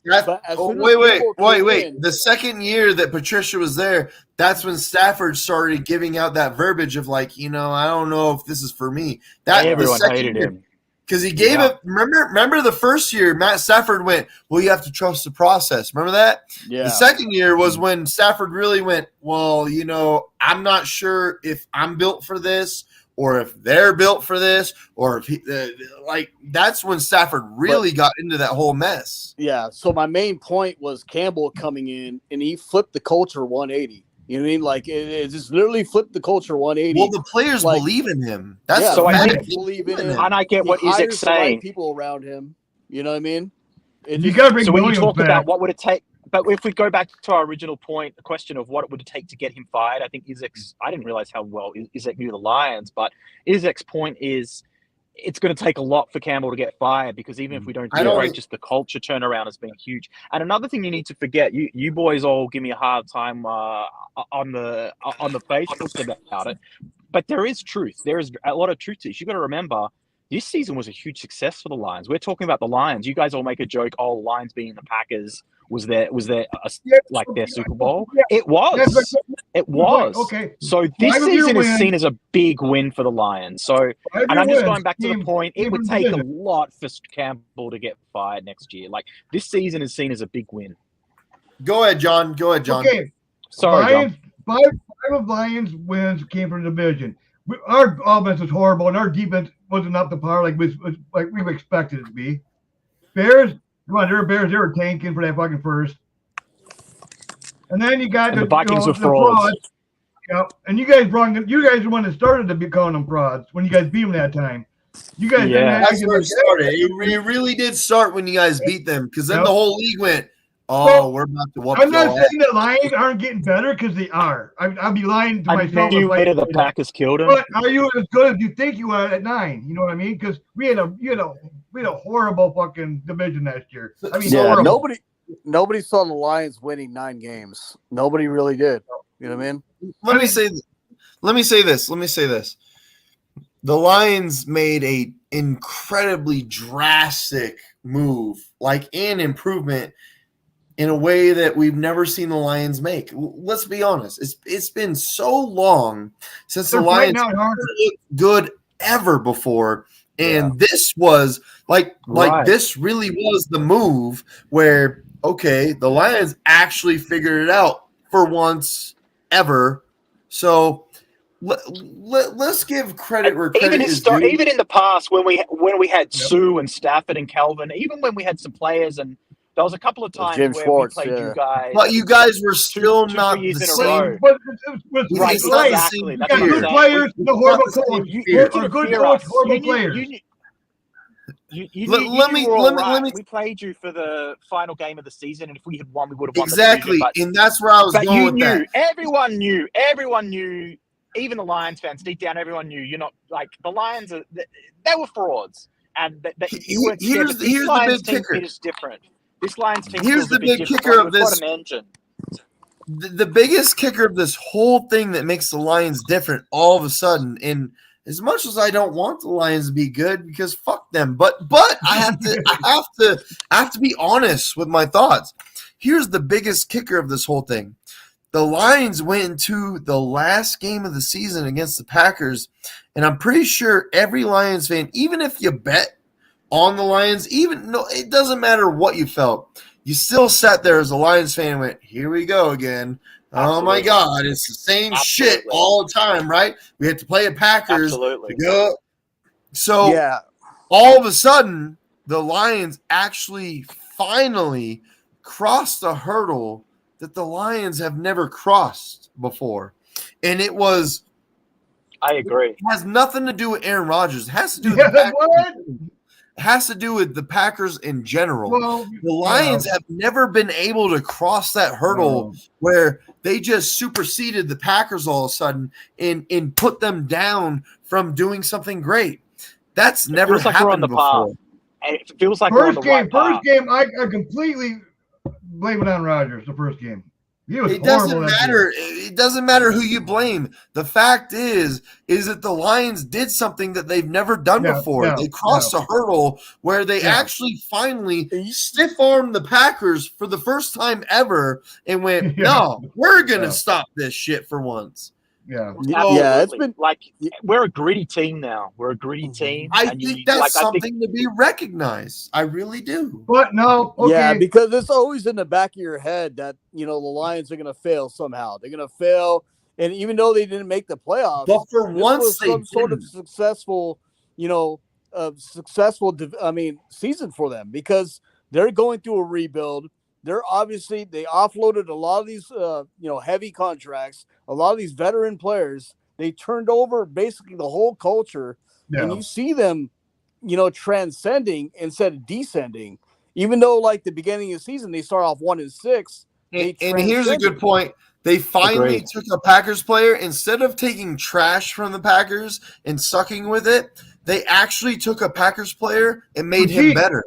And Jamal Williams. But let's be honest, Jamal Williams was better than when he was on the Packers. He was better. You're hating on Geronimo. You're not hating on Geronimo now, are you? No, hell no. Geronimo. He's a lost cause. That was trash. You're not hating on Tim Boyle, are you? Jamal Williams, for once, the Lions took something from the Packers and made him better. You better resign him. You better resign him. Yeah, you better resign him. He's the heartbeat for our team. He broke the Lions record, didn't he, for touchdowns or something like that? Absolutely. He was a godsend. Like just culturally, I think in Green Bay, like you have such big name players. He didn't really have a chance to have a leadership role, but he took this opportunity and literally and figuratively ran with it. I think he's going to want money though, because pretty much he's getting towards the end. He's better than all the other running backs you guys got. Get rid of Swift. Let Jamal Williams be your pay the money. And you got to give props. I think the Lions, like the second half of the season, we gave up on Swift and we went 7-2 with Jamal. So we've got a great offensive line. Offensive line. He's not going to bust 50 yards, but he's constantly getting 7-8 yards a carry. That's pretty good. That offensive line was number 3. 8 or 7.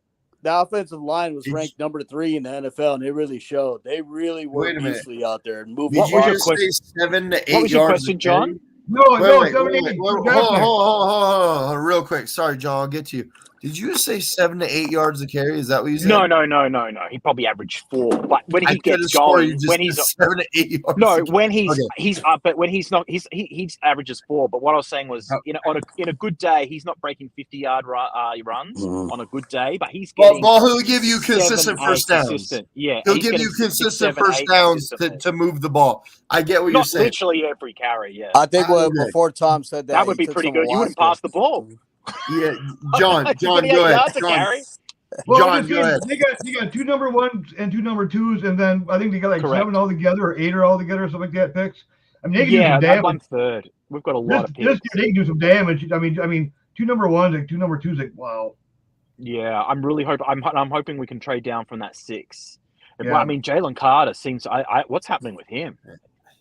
Yeah. Well, he made a really bad decision to make sure he didn't get drafted by the Bears. Now, let's be honest. in the second round, the moment the second round starts, he's going to be there, and someone's going to be go in the second round. He's worth and the then risk. coming into the season, you got to feel good if you're the Lions, right? Because Green Bay is a question mark. Who's going to be quarterback?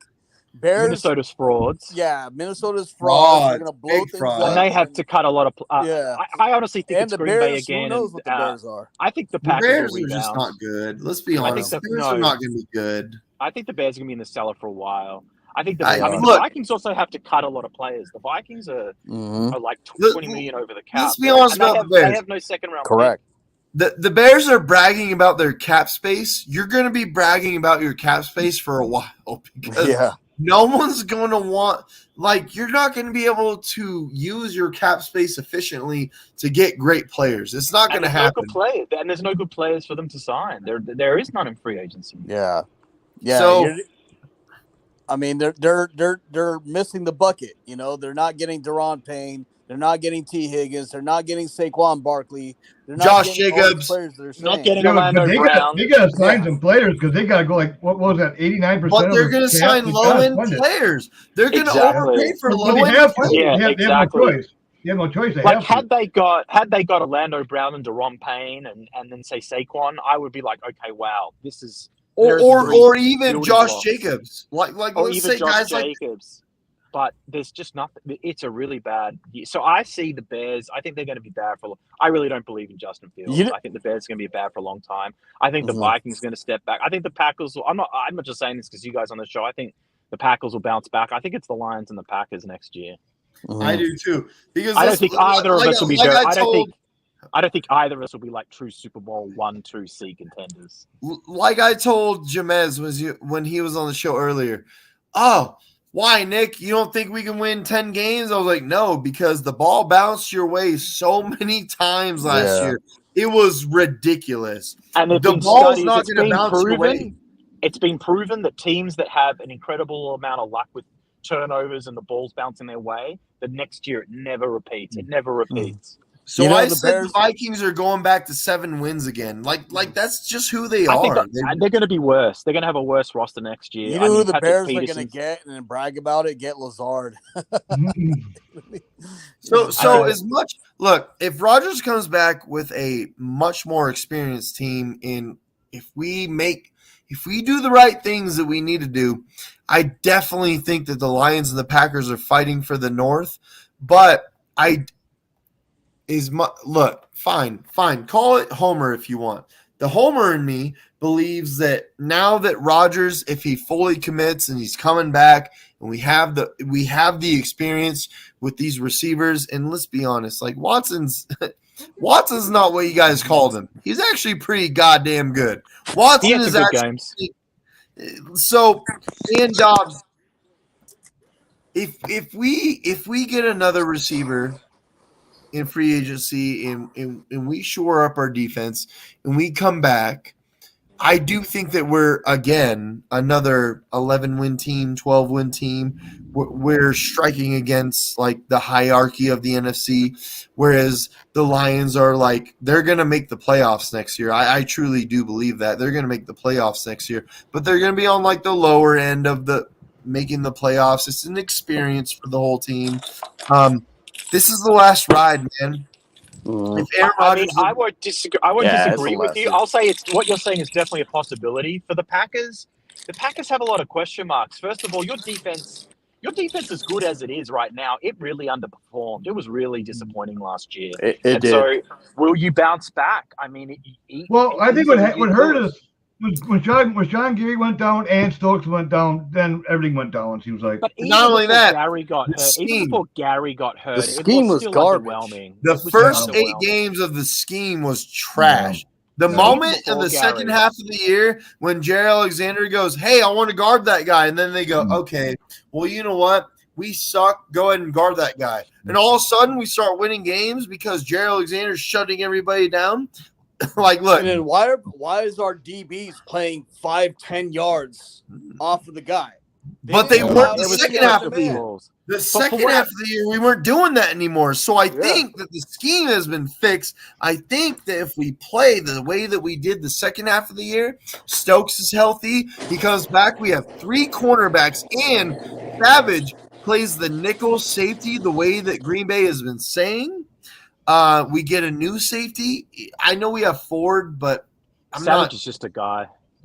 I'm Well, not pissing sold. me off. But If we get a new interesting- safety and your we're starting defense- and we get a new tight end and Let's go get Bates. Let's go get Bates. Look, I truly think that Green Bay can put this together.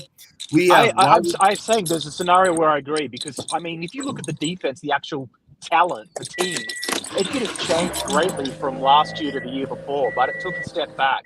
And then the other question mark is Rodgers. We all say he played badly last year compared to his normal standards. He did. He we played have, and horrible. we don't know, and we do not know. Was it because he's aging? Was it because he lost his focus, or was it because he was legitimately hurt? If it was because he was let's be legitimately honest. hurt, All and of that aside, let's be perfectly so honest. he could Novins. bounce back. He could bounce back, but he could also Novins, not. let's be honest. He sucked last year. That's a fact.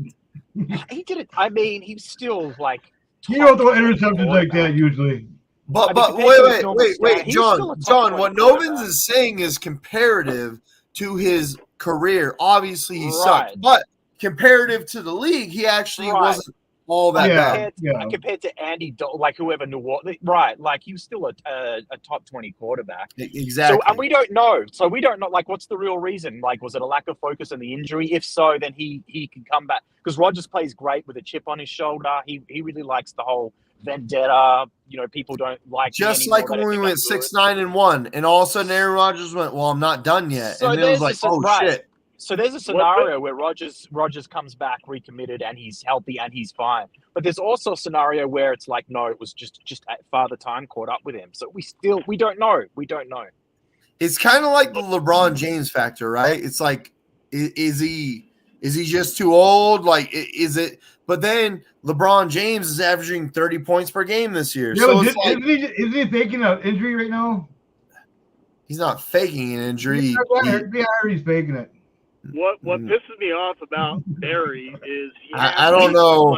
I don't know where you heard that because what the I heard fuck? I heard he's really hurt, but if the Lakers get back into the playoff race, he'll be back. He'll be back healthy. Do you really?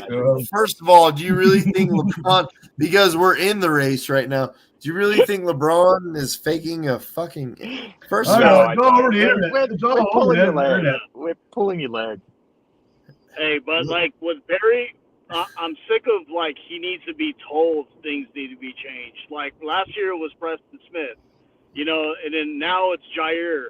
You know, it's why does it need a player to speak up for him to change? You know no, what I mean? you know what? I want to Did he punch get John fired? Dorn in the face. John Dorn, come to my house. No, Did Joe Barry not get fired? Is Joe Barry still there? There's a reason. Oh, I thought he got fired. Look, no. Here's why. We talked about this extensively, right, Isaac, in our back chat? Yeah. We talked about this like for months, where Joe Barry all of a sudden is going to let his defense do what they want to do, and they're going to perform. And all of a sudden, all of these great defensive performances, for example, like the Miami game, the Miami Dolphins game, where Russell Douglas saves the day, the Vikings game, where Joe Alexander absolutely demoralized Justin Jefferson. Jefferson's easy to throw off his game. Well, but keep going. So this is what saves his job.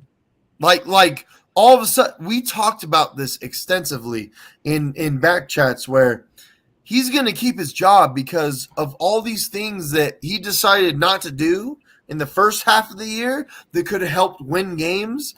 But now he's doing it. All of a sudden, now you want to do that because your ass is on the fire. So I do think Go ahead. For a good defensive coordinator to be doing badly and having to be called out by a player publicly and then be forced to change, for it to happen 2 years in a row, it's worrisome.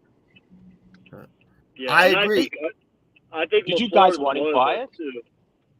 I don't want him fired. I want him reformed. I don't want him fired. I want you to recognize what worked and what didn't work. I want you to recognize that when John Alexander goes to you on the sideline and goes, hey, I'm going to guard this dude, and this is what I'm doing, let him do it. Let him do it. Let your best players cook, as they say. I think another thing. Jerry Graylock, that's going to hurt. But the new guy they brought in, I guess he's supposed to be pretty good at that position, I guess, as in scheming wise and everything else. So maybe that might be the little juice up front that we need by our secondary. Look, it's not the defensive coordinator. It's the idea.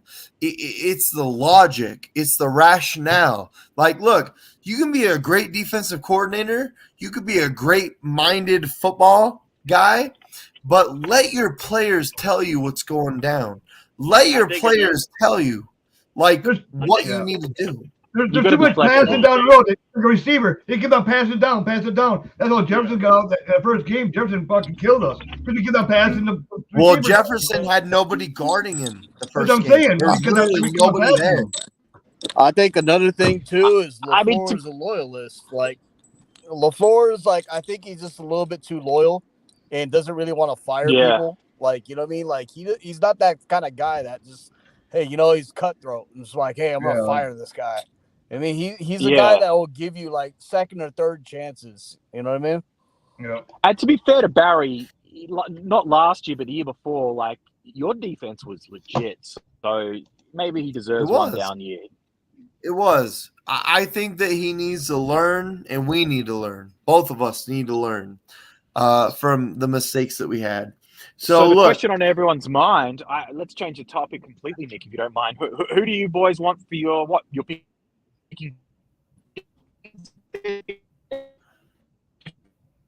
You're cutting out there, buddy.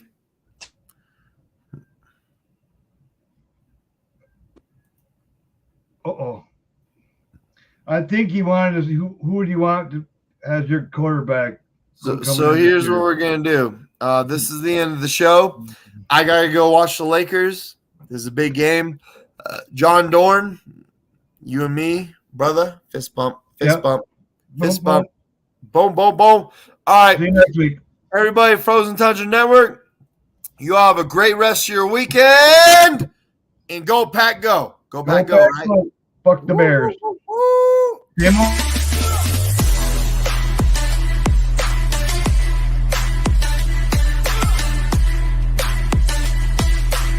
Aaron Rodgers, the day that he decides to show up, the defense doesn't. I want the whole package. I want the whole thing this time. I'll tell you what, Romeo Doubs is looking good.